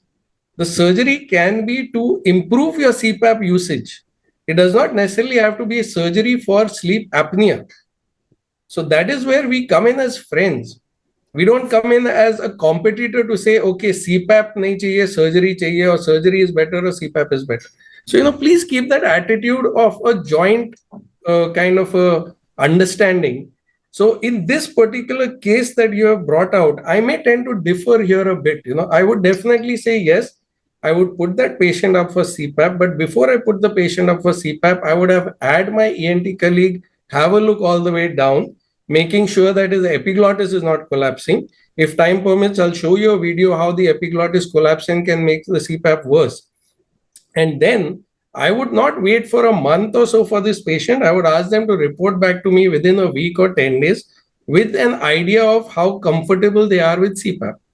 And if not, then I would think of trying to get that DNS because it's showing on your CT scan. So then I would think of trying to do that, because if you leave them for one month apart, then we are kind of elongating their treatment protocol and you're not giving them the option of correcting the nose. So I would slightly have managed this a little bit differently. Dr. Seemab, I totally agree to you on this, because I don't remember referring, as in now I'm 15 years in practice. I don't remember really sending an OSA patient to an ENT specialist. So you are right that there is a kind of, a lacuna and a lack of communication as well.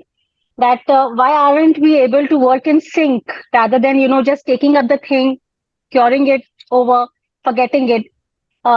Sending Shilpa, the if I've patient been able to make that change in your mindset, my being here today evening is absolutely worth it. Thank you so much for that. I'll just add one quick comment here, Shivani, with your permission. See, I totally agree with what Dr. Seemab has said. There are certain set of patients where they have to be addressed surgically. Don't try to meddle with CPAP alone. Particularly, we'll discuss as the flow goes on. Certain set of patients are surgical candidates, certain set of patients are PAP candidates, certain group of patients are both surgery plus PAP candidates. So we have to, as an experts, we have to identify the particular patient and then treat accordingly. Over to Shivani.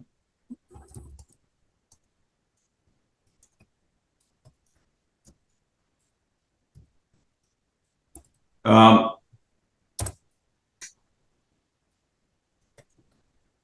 think I think Dr. Shivani is not there. Okay, due to probably network issues. Let me take step into shoes of Dr. Shivani and then move till she joins. So coming to for Jayaraman. Hi Jay. So please elaborate quickly on what are the various endotypes and then phenotypes that you come across in obstructive sleep apnea? Yes, Vijay, thank you. See, the role of endotype, that is the pathophysiology of obstructive sleep apnea, and the clinical expression, we call it as a phenotype, are very, very important to precise, to choose the particular treatment modality. We have a targeted therapy. We are all era of precision medicine, precision sleep medicine. For the particular pinpointing, tailor-made, personalized treatment, this endotype and the phenotypes are very, very important.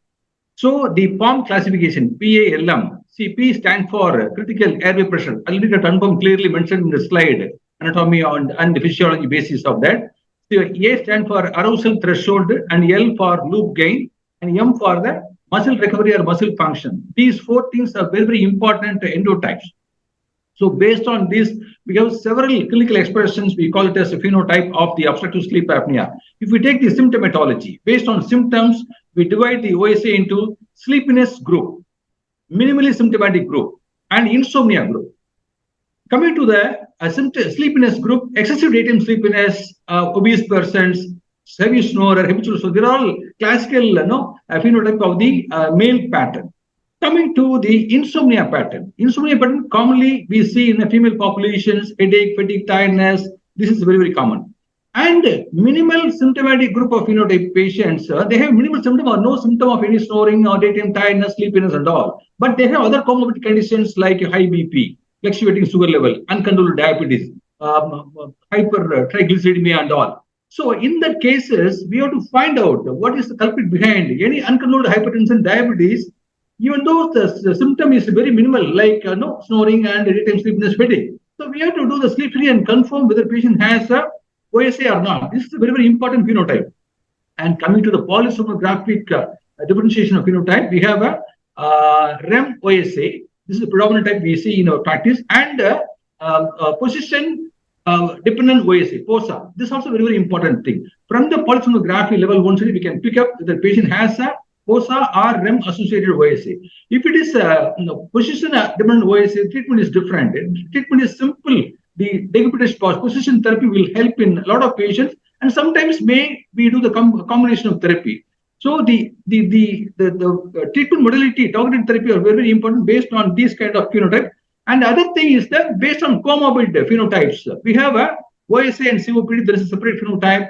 So in OSA COPD, type 2 respiratory failure due to COPD respiratory acidosis, we have to choose the bilevel support instead of CPAP and all. That is a phenotype.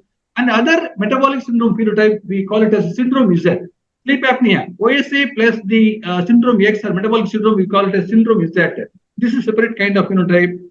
And the cardiovascular morbidity, cardiovascular comorbid conditions like arrhythmias and the hypertension and the congestive heart failure. This is one kind of phenotype.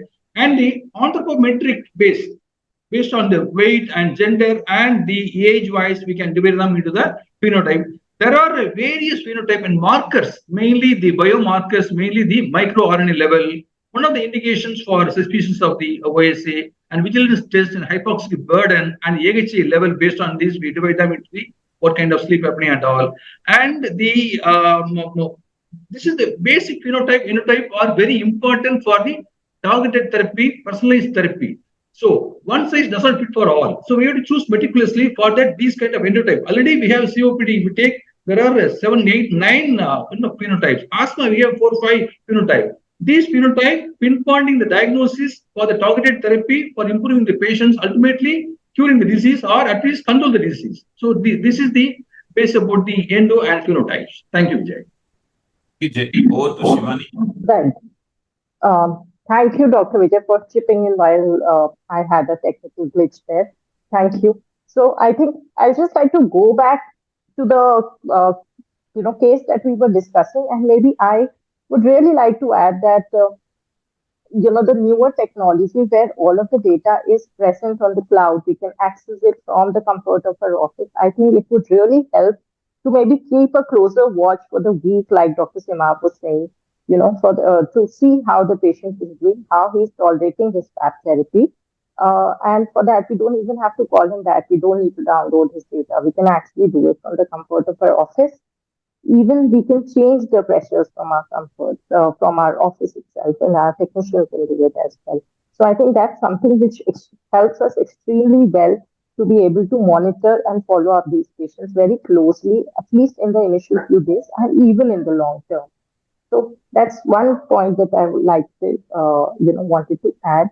So, but coming back to the ENT colleagues, Dr. Seemab, I would really like to ask you, as pulmonologists, we have this entire battery of things that we look for in the polysomnography reports when we get one.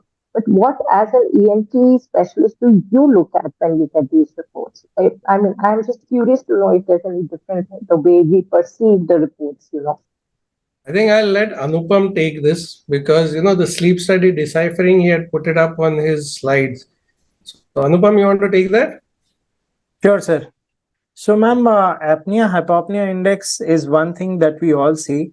But I think a more important predictor of cardiovascular morbidity is an oxygen desaturation index that we must look at. Plus, as ENTs, we do look if the hypopneas are more in number or the apneas are more in number.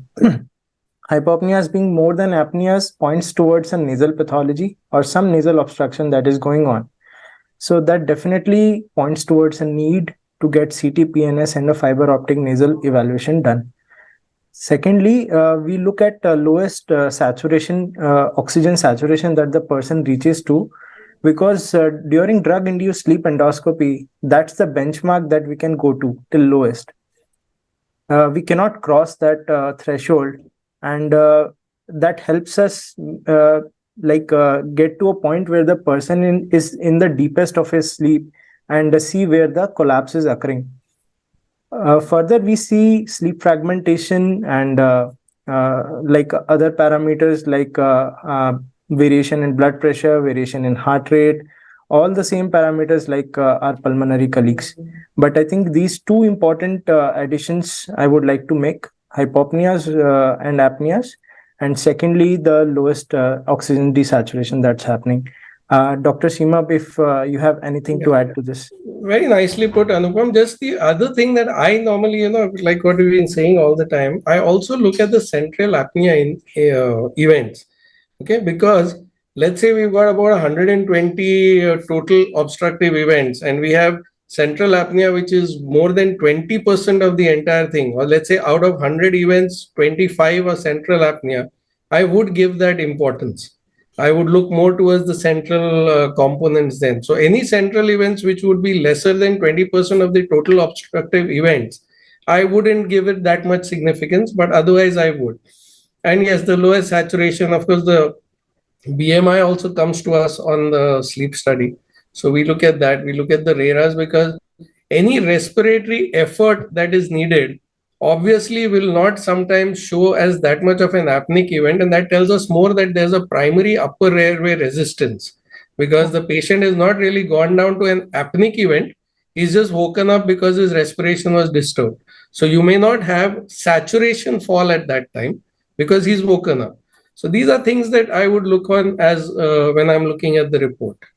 Yeah, so the RDI or VERA is actually now considered the new AHI, more important than the AHI, I would say. Absolutely correctly said. So I'll go to another clinical scenario, and I'll give this to you, Dr. Jayaraman, please. There's a 52-year-old male smoker and is referred to you by the endocrinologist for uncontrolled hypertension, in spite of being on 3 antihypertensives already. When you probe, he obviously complains of snoring, excessive daytime sleepiness, sleep inertia, morning headache, disturbed nighttime sleep, and lethargy. His wife and son also say that he is irritable most of the time and very short-tempered, and he's also used to consuming, a few drinks every evening. So, do you find it challenging to diagnose such a case or do a sleep study for this particular patient, and how do you go about it? Yeah, this is the patient high probable OSA based on the clinical symptomatology and the bed partner complaints about snoring and the alcohol habits and other uncontrolled hypertension. So endocrinologists and cardiologists referring to me for sleep evaluation. So ideally, this patient, we can proceed with level 1 study if available. PhD level 1 study is the gold standard. So I do level 1 study in my center. If level 1 study is not available in view of the high probability, and there is no other major comorbid conditions like COPD, respiratory failure, and congestive heart failure, and other associated neuropsychiatric sleep disorder. So we'll go for the sleep level 3 study also if not available. The level 1 is not available. So we'll do the overnight study and see all the assessment like apnea hypopnea index, oxygen desaturation index, respiratory event index, and the respiratory disturbance index, position, everything we'll see in a level 1 study. So definitely this will be very high, obstructive sleep apnea, AHI will be very high, and all the other parameters will be very high only. This is a case of a very severe OSA because it's uncontrolled hypertension, alcoholic, and snoring, all the symptomatology. So this patient, ideally, we counsel to stop, reduce the alcohol content, or try to take alcohol 3-4 hours before the bedtime. So this way, we counsel the patients, and we tend to do the manual CPAP titration and see how he is responding very well with that. Otherwise, if you do the sleep study in the night, we'll observe first 4 hours is a very high AHI score. So we'll convert immediately to the therapeutic treatment with the CPAP, auto CPAP, whether patient is the AHI is coming down or not. So this kind of way we do the sleep study. This is a single night study with diagnostic and therapeutic study also. And once your diagnosis is confirmed, we'll form the multidisciplinary team about the counseling aspect, and ENT surgeon is very, very important. In my practice, each and every patient before giving to CPAP, we send the patient to ENT evaluation to see the upper airway by putting the DICE, the endoscopy or awake endoscopy, to see whether patient has the CPAP tolerability or not, whether patient will adhere or not with the CPAP treatment. So before CPAP prescription, I rule out all the anatomical correction by ENT surgeon. The patient is morbid obesity, I'll do. This patient is not morbid obesity, but ENT evaluation is a must before the CPAP therapy. This is Dr. my. Jayaraman, I'll interrupt you here. I think we've covered all of that. So, and in the interest of time, since we are already past 9:30. So just to be able to cover much more, I'm sorry, I'll interrupt you here. So you say that we obviously should go for a level 1 or a level 2 study, and if needed, maybe switch to a split night. Dr. Anupam, maybe you wanted to add something. I saw you raising your hand there. So, ma'am, I just wanted to say this person is an alcoholic, and this can alter the sleep architecture also, increasing the number of REM cycles he has. So, such people will always have more apnea episodes during the REM part of their sleep, and REM cycles being more can affect their overall AHI. That is what Dr. Jayaraman covered that. I think he added that, ask him to consume alcohol 3-4 hours before he sleeps. I think he covered that. So, anyway, I'll bring my next question to you, Dr. Anupam, that there's this 24-year-old girl who complains of nasal itching, postnasal drip, and tiredness through the day, but she contributes her tiredness, she attributes it to the regular use of antihistaminics that she has been taking. Her parents tell that, she usually breathes through the mouth at night, and also on some days she snores. She also complains of nocturia when you ask her repeatedly. So, how do you go about, examining and approaching this young girl? What is your way forward? So, ma'am, this looks like a case of some nasal pathology like allergic rhinitis or maybe a chronic rhinosinusitis. And this girl will have some ENT component attached to her. Obviously, a young adult, I would first think of getting her evaluated for a static obstruction before considering a CPAP even. So I would like to get a CT-PNS done for her, awake fiber optic nasolaryngopharyngoscopy, and a sleep study done for her, preferably a level 1 sleep study. Right. So, considering that we've done that, and the CT-PNS shows bilateral ethmoiditis with grade 3 adenoid hypertrophy. The oral cavity on examination shows a grade 3 tonsillar enlargement, and a level 1 sleep study has been done, which shows the AHI of 23, predominantly hyperapnea, like you were just talking about. So, Dr. Seemab, how do you go about treating this particular patient? Do you also, at this point, loop in your pulmonologist or the sleep physician that you have? Before I answer that, Shivani, let me first just bring out an important point. Maybe if there are a lot of postgraduates or the younger generation that is watching out there, this particular case that you have cited, I would initially treat purely as an allergic rhinitis, right? And I would not rush into even doing the sleep study or the scopy initially until I've controlled the symptoms of allergic rhinitis, because those predominant symptoms of allergic rhinitis would affect my sleep study reporting. Right? Now, let's consider we've done that. We've given a very good ample treatment of allergic rhinitis. Things have kind of settled down. And now we are looking at a snoring. And like Anupam rightly said, we're looking at the static obstructions. And if the CT scan is showing us ethmoiditis also, then obviously that remains first to be treated. Now, that's a very surgical discussion because we don't rush into treatment of ethmoiditis with an immediate phase. We also give a lot of sprays and decongestant and things like that. And if that kind of clears up the ethmoiditis, we are not looking towards surgery. So in such kind of an individual, because she's only 24-year-old without much comorbidities, I'm not going to do much damage if I'm going cautiously and slowly over a period of a few months. It's not like she's got any cardiac comorbidities which will worsen if I don't look into her snoring. So I would purely treat this as the ENT part of the allergic rhinitis and ethmoiditis and sinusitis. And once that is cleared, and my statements are very clear, once that is cleared, and if her symptoms are still persisting, then I will look towards sleep apnea. Right. Because also she snores only on some days and not every Exactly. day. So I think that's absolutely the catch there. So Dr. Anupam, how would you then go ahead prognosticating this patient? Like, Dr. Seemab said that maybe do a sleep study at a later stage, if at all needed. So, ma'am, if the patient persists to have those static obstructions in the form of adenoid and tonsillar hypertrophy and ethmoiditis, then those are to be tackled surgically if they are not responding to medical treatment. That is the first thing that is to be done. If the patient gets relieved from her symptoms post surgery, I think we can just follow her up and not do any further treatment. And if the patient continues to have sleep apnea symptoms after surgery, then maybe we can ask her to repeat a sleep study, or as Dr. Seemab said, we can do the first sleep study at that time.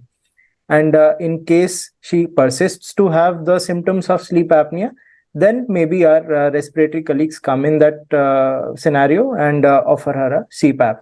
But mind you, she's just 24-year-old, and looking at a lifespan of 50 to 60 years ahead of her, she might not be very acceptable to something like CPAP. So we have to keep that in mind. Absolutely valid point. Well taken. So I'll go back to Dr. Shaikh at this point.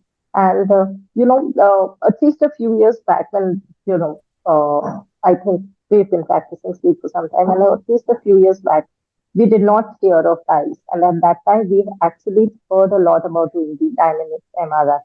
So what is your take on the dynamic MRI? I think now DICE is very easily accessible to all of us. So do we really need the dynamic MRI anymore?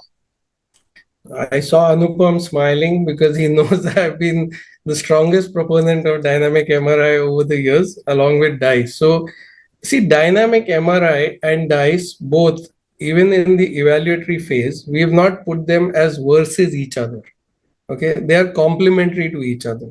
Now, each one has their role. Now, if I'm looking at a patient who is not really fit for me to be taking them into an operation theater or putting them up to near general anesthesia situation and then bringing them out, then those are the ones that I would prefer to definitely do a dynamic MRI, and that gives me a lot of information.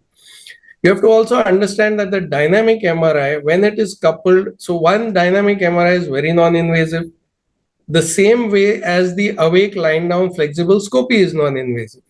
So if I do an awake lying down flexible scopy, I have an intrinsic view of the airway. And when I couple that with a dynamic MRI, I have a complete extrinsic view of the airway. So in a non-invasive manner, I've got a complete picture of the airway with actual measurements. On the dynamic MRI, I'm getting actual measurements. Now, DICE is subjective, again, because we don't have those measurements as yet, right? So again, like I said, DICE has its role. Again, DICE has been a little bit overhyped in many ways that we've been talking at our levels. I think it's a bit of a controversial issue for me to be going on onto this platform, but suffice it to say that yes, DICE is also important in a certain select patient category and at a certain select time. So for example, if I'm seeing a nasal pathology, which I know I need to clear, let's say a very gross DNS and a hypertrophic turbinate. Now that's not a patient that I would either do a DICE in or a dynamic MRI. So my timing of these investigations become important. I would straight away clear the nasal pathology, and that is the time when I will think of doing a DICE. Vis-a-vis what a lot of people now think that sleep apnea is all about doing a sleep study and doing a DICE. That is not the message that should go out. You have to be very clear in when you are going to advise a particular investigation, and no investigation in today's life is justified if it is not changing your line of management. If I'm going to do a DICE and still going back to do a nasal surgery, then I don't need the DICE at this stage. I don't need the dynamic MRI at this stage. So if the message has to go out, dynamic MRI is very good. So is DICE. Dynamic MRI coupled with FNLP is a non-invasive way of knowing the extrinsic as well as the intrinsic airway with measurements. Whereas DICE is a way of trying to understand what happens to the structures inside under sedation. It's not completely physiological, but under sedation.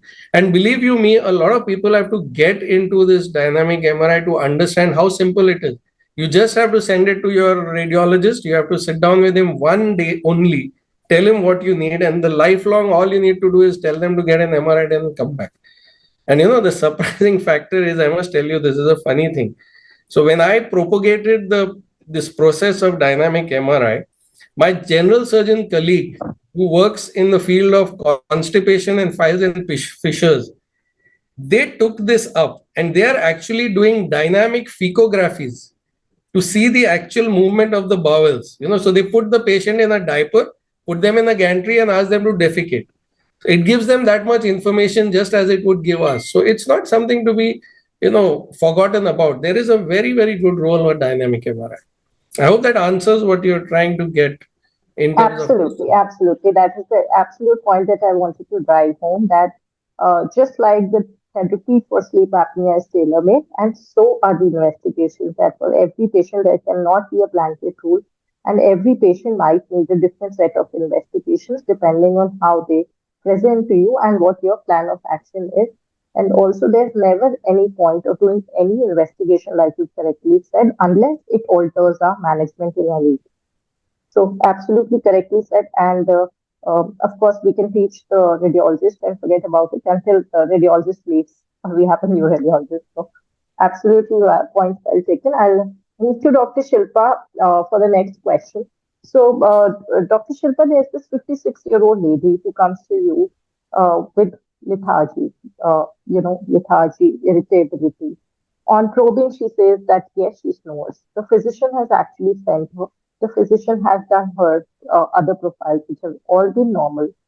This lady actually has a BMI of 24, so not really even obese. So, would you want to go ahead and evaluate her? No, I would like to first go further in the history of the patient rather than uh, just on the BMI, because obviously BMI is not the only benchmark for saying that the person is having obstructive sleep apnea. Sometimes patients with low BMI also have OSA when you're doing a polysomnography. So in such cases, definitely I would always further probe into their history. What are the other reasons of fatigueness?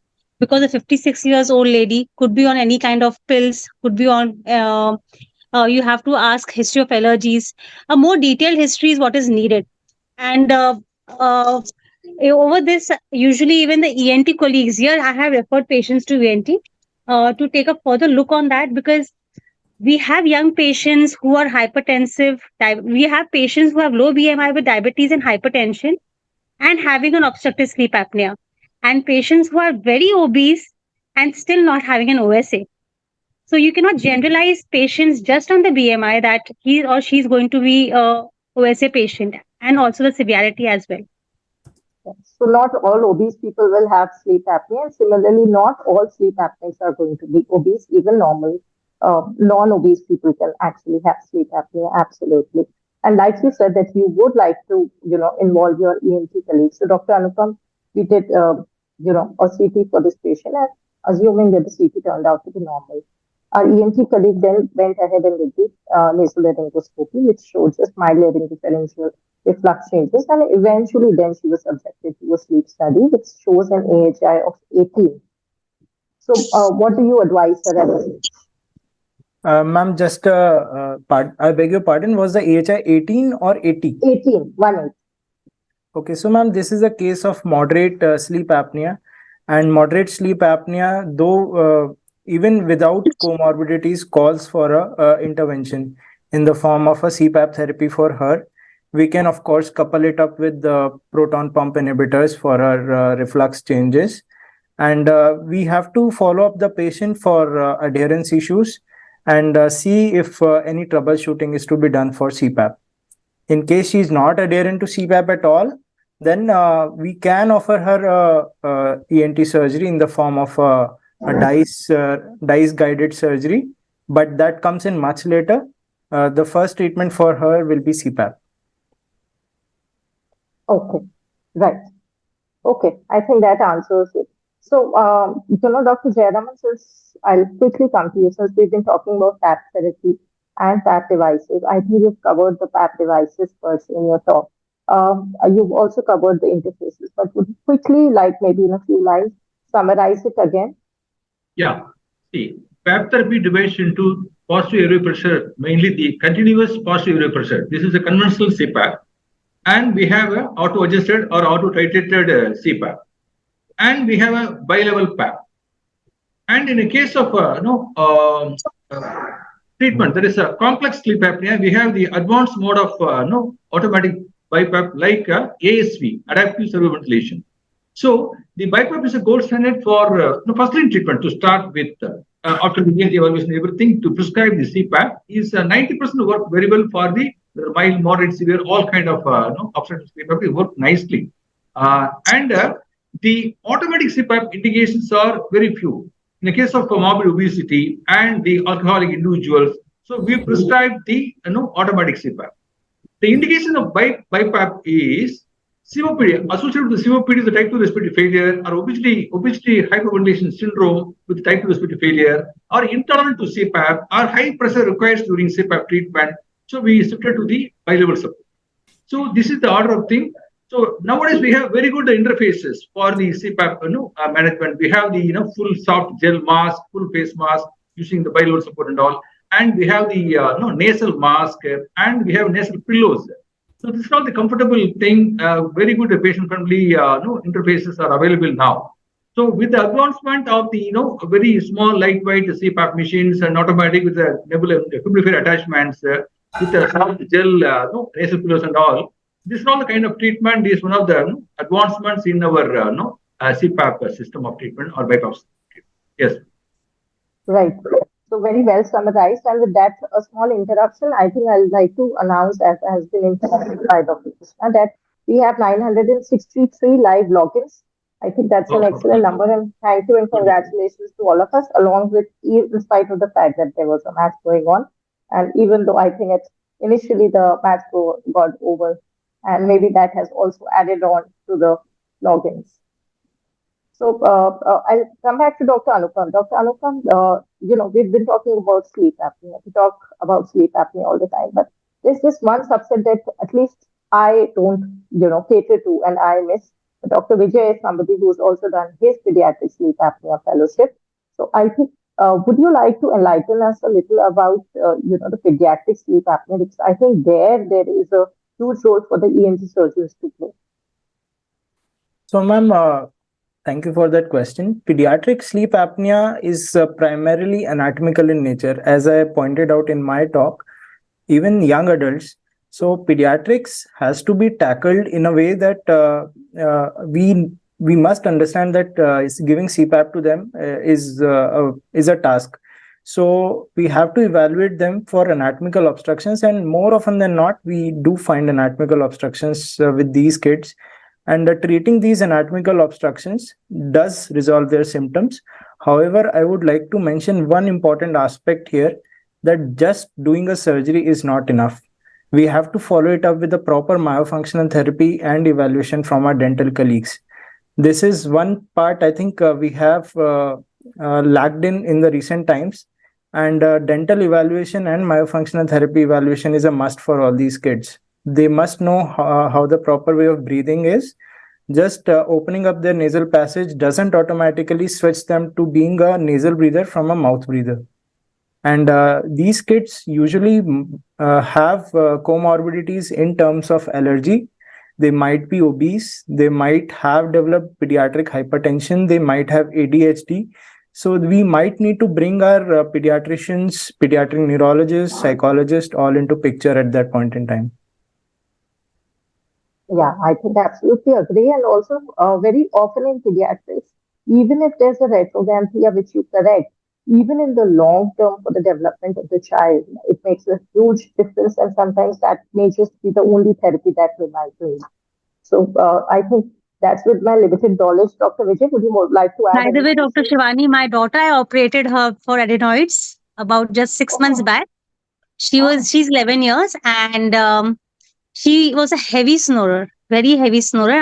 And being a pulmonologist, I used to always keep wondering that, God, if I'm going to avoid this, what if she develops OSA? So eventually, I just took the call that let's get the ENT evaluation done. So I had a very mixed review from 10 different ENT. Being a doctor, you tend to, hop a lot of doctors that, someone gives a soothing reply. So they put her on to nasal sprays and wait and watch. But I could never see the recovery in the snoring part. It was not that she used to be overweight, but not too much active. And eventually, as in the initial part of the conversation, the doctor's name was mentioned, Dr. Vikas Agarwal. So that was the last doctor I met, and he was like, just operate and finish it off. rather than, just running from pillar to post. And we will see later. Trust me, after 1 month of surgery, her snoring was completely gone. A more soothing, more better way of sleeping. And at least I was able to sleep much better, because if I used to get up listening to her snoring, imagine the intensity of the snoring she had. Yeah. So So I I'm think sure as a parent and knowing about sleep apnea, it must also be very disturbing for you psychologically. I mean, if I may add this, a very, very important message needs to go out. See, pediatric OSA needs to be very aggressively handled. Just like all of us pulmonologists, colleagues, and we in ENT work and say that pediatric allergic rhinitis, if untreated, leads to adult asthma. Same way, pediatric OSA has to be treated extremely aggressively in today's date, and there is no role. In fact, there should be less scope of even thinking to avoid surgery for structural deformities. See, there was a time when we were probably in our younger days and passed out and started work, where surgery used to be dangerous because of the blood loss in younger children. Now, with the advent of coblations and stuff that we have literally operated 1.5 to 2 year old children with minimal blood loss, 10 to 15 ml blood loss. The technology has come in, which allows us to do very safe surgeries, even in the youngest of kids. And it is so, those of you who've heard of the fact that cochlear implants, catch them as early and, operate on them below 1 year if need be. Very similar kind of a situation with pediatric OSA. Please don't move around here and there expecting that mometazone sprays are going to help you and things like that. If you've got adenoids, which are more than 50% of the airway, and in a pediatric child, just a simple X-ray is enough to tell you that. But Please Dr. don't Anupam, hesitate. No, that was me, Shilpa. just imagine my state. 5 doctors, and they're all the best doctors. It is not that they're not the best doctors of Mumbai. No, And no. I had different opinion on the same X-ray. Let me just put in a point there, Shilpa. So when we talk now, we're talking on a forum of say OSA. When we talk about we do this, okay, we are talking about people who are trained in OSA. Like Anupam said in the beginning, that we wish there were separate trainings for this. So we are all doctors by profession, but I would not be the right person to ask about cochlear implant, because I would not know the ABC of it. I would know the general stuff, but I would not. So, when we use the word we should be referring to people who are involved in a particular subspecialty. Very true. Yeah? So, you may have gone to due respect to Those one everybody. who I'm must be sure. very conservative, they go conservative line of management. But Yes. those who are doing it on regular basis, they prefer more of an aggressive line of management. Yeah, so I think with your newfound experience, maybe you can also, pitch for this cause of managing it more aggressively. So, absolutely. So, one last clinical scenario, and then maybe after that we can sum up. And Dr. Seemab, I'll, share this question with you because I think this will be very close to you since we were talking about, screening for. So maybe this is a 45-year-old pilot who has recently gained weight and now his BMI is 34. He has been referred to you for screening for sleep apnea since he also has snoring. Now, this patient, so maybe you've done a polysomnography and it shows an AHI of 8. But when you look close, 8, AHI of 0.8, a single digit of 8. But when you look very closely at the report, so maybe it shows a supine AHI of 23.2. And then when you look further, you realize that even in the supine position, this patient has had very less REM sleep. But still, his supine AHI is 23.2. So how do you work up this patient further? So you're saying that this is a level 1 study, not based on a level 3 study? No, this is a level 1 study. This is and then manually scored study after, a level 1 and then manually scored study, not the auto-generated score. Right.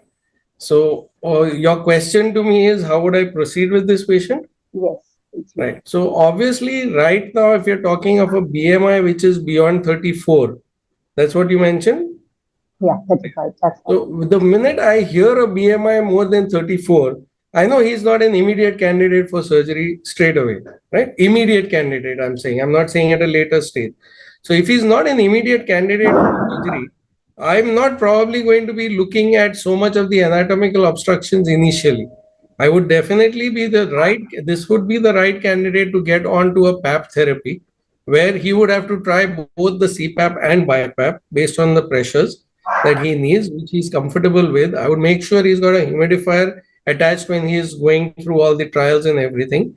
And only if and only he comes back to me and says he's CPAP intolerant or he's not really in a position to get into anything right now. Now, when I'm saying all this, I'm presuming that everybody understands that obviously there is going to be talks in counseling about losing weight and all that stuff and about sleep hygiene. I'm presuming that is understood. So that will continue to happen, and I will watch him. I will put him on PAP therapy initially, and then only I will take further calls depending on further reviews. Right. So anybody likes to add anything? Dr. Vijay, you've been awfully quiet. Anything you'd like to add for this patient? Absolutely. What is more important in sleep study, what is evident is there is less amount of REM sleep in the supine position. So despite that, there is a significant moderate obstructive sleep apnea has been reported in supine position. You said it is AHA around 23. So this means that during REM phase in supine position, there must be much more AHA. Very likely, we can expect that the patient fits to the criteria of severe sleep apnea.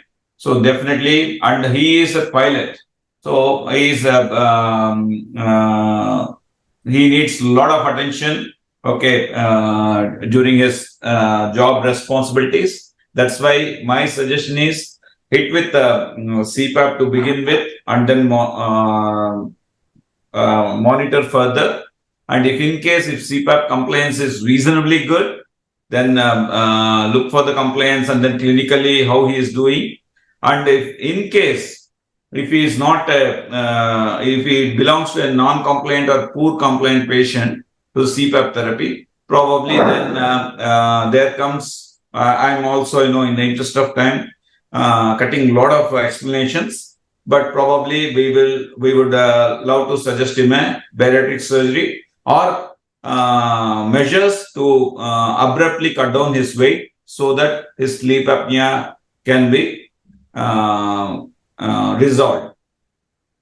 I'm sorry, Shivani, I missed out the point about the pilot. But if this guy is a pilot, I will write down on paper and send it to the DGCA that he should not be allowed to fly.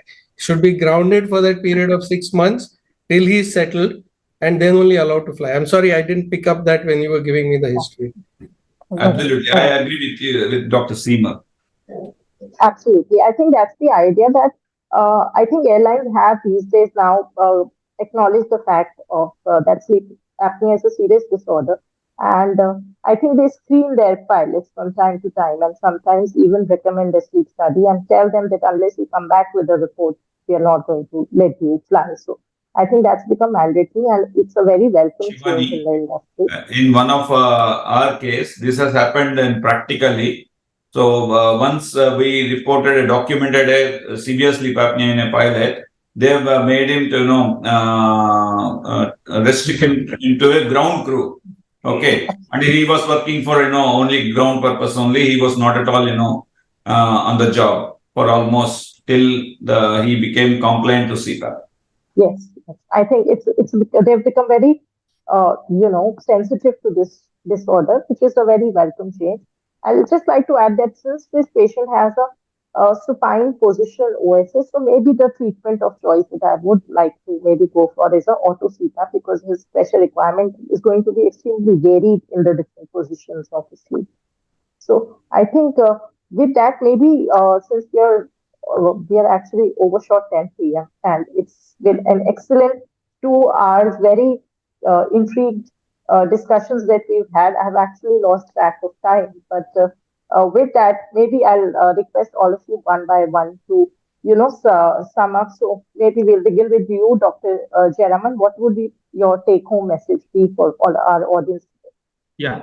snoring and OSA. In general, this is an under-recognized, under-diagnosed, undertreated condition. As a pulmonologist and a sleep specialist like ENT colleague, we are the combined treatment modality. So we have to spread the awareness among all our own colleagues first, general medicine doctors and other peoples and all. And we do regular awareness activity for the general public also, along with IMA and the Rotary. We do a lot of awareness activity because this is one of the complex and heterogeneous disease, a lot of involvement of the multidisciplinary team. So we have to update in a clear manner that awareness is the key in that. Thank you. Thank you. Dr. Shaikh. Well, I guess, by now, a lot of this is but understood that it is a multifactorial, multidisciplinary approach. One person can't stake claim to it at all. There are lots of other faculties that have to be involved.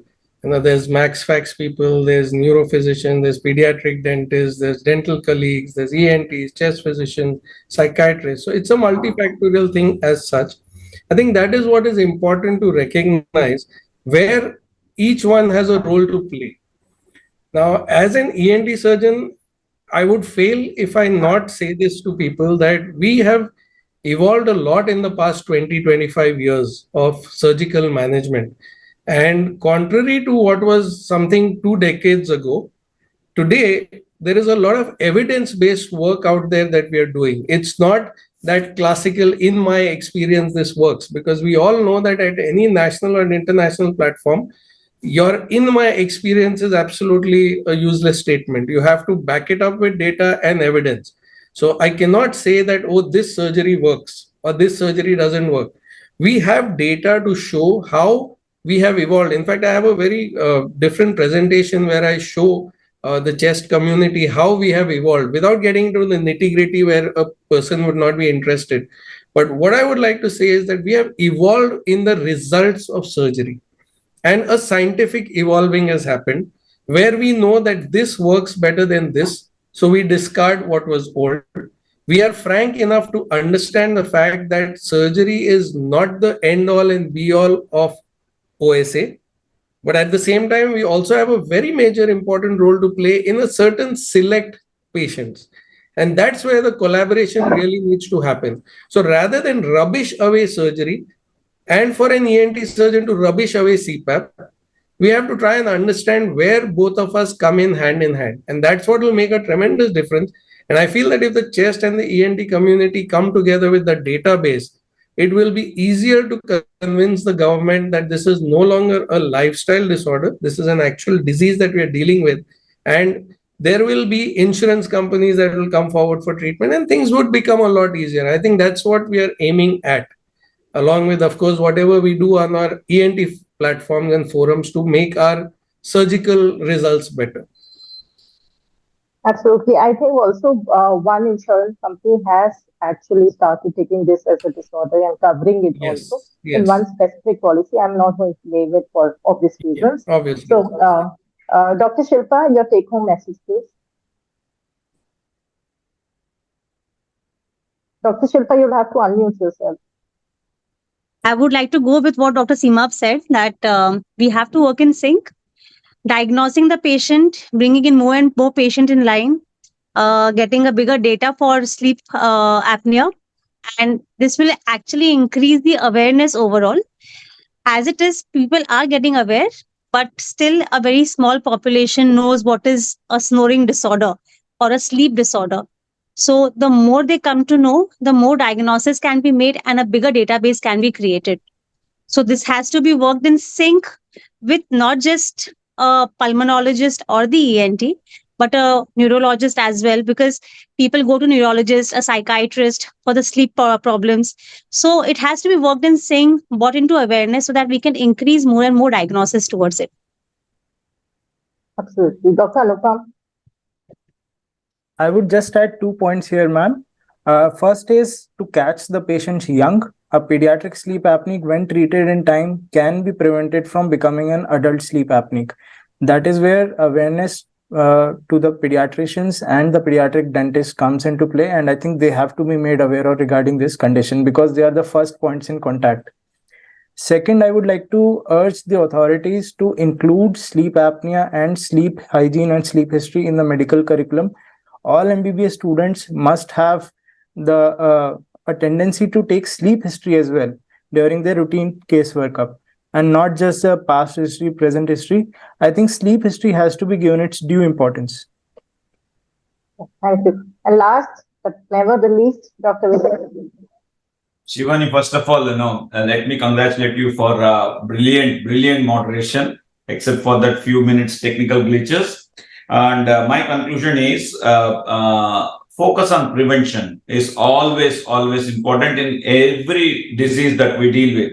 But on one hand, we're trying to identify a lot of unidentified problems of sleep apnea in the community. But we should also, once we educate the public, and also we should try to identify this disorder at the earliest possible time, particularly as Anupam, Dr. rightly said, the pediatric OSA is grossly neglected, of course the adult as well, but identify early and then treat appropriately, treat in sync rather than treating it as an individual specialty basis. Absolutely. Thank you, everyone. I'll really like to sum up by saying that, of course, the awareness, not just for sleep apnea or pediatric sleep apnea, but I think in general about sleep disorders in our country is extremely low. It has a huge road ahead that we need to, a huge distance where we need to cover in terms of whether it is not just public awareness, but also our colleagues in the periphery, our colleagues in other specialities who need to be made aware to get increased referral, to be able to pick it up in time, whether it is the pediatrician, the endocrinologist, the cardiologist, the physician, and maybe everybody involved. The treatment, the approach has to be multidisciplinary, whether in terms of diagnosis or treatment or management, going ahead, prognosticating, or maybe even following up these patients. And I am extremely happy that even I have been enlightened that, sleep apnea or sleep surgeries is not only about treating sleep apnea. And of course, we started with a very ancient method of treating sleep apnea, which was the first method was surgical, which was the tracheostomy. So now we've come a long way wherein, even I have been enlightened today that there are many new ways. And of course, sleep surgery has also evolved to a point where it is about reducing the CPAP pressures or making it more tolerable for the patient. And thanks to both my ENT colleagues for enlightening us, for taking our time. And certainly, I think the take-home message that we wanted to give is that we have to all walk hand in hand and be each other's aids and assistants when needed, and not really be each other's enemies or competitors. And that's how medicine and the field of sleep specialty is going to go forward. Otherwise, we will keep fighting amongst ourselves. And with that, I would like to thank again Dr. Anish Krishna for, thinking of me to moderate this, and definitely thinking of the topic, which is extremely good. I think I've had a great discussion, enjoyed it thoroughly myself. I would also like to thank Dr. Narayana Pradeep, Dr. Ashish Dubey, Dr. Anil Maske, Dr. Atri, Dr. Kirat, and definitely again my esteemed panelists and dear audience. And last but not the least, and the most important, and somebody who, after every webinar and each webinar, they make it a huge success and make it, conducted flawlessly, is the technical team. So Amit Saluja team, thank you very, very much. Thank you for, backing us up and being here every Thursday and taking out such a long time and bearing with us. Thank you. Thank you, everyone. Thank you so much. Thank you, Dr. Seemab. Thank you, Anupam, Vijay. Thank you, sir. Shivani, wonderful Shilpa. Bye.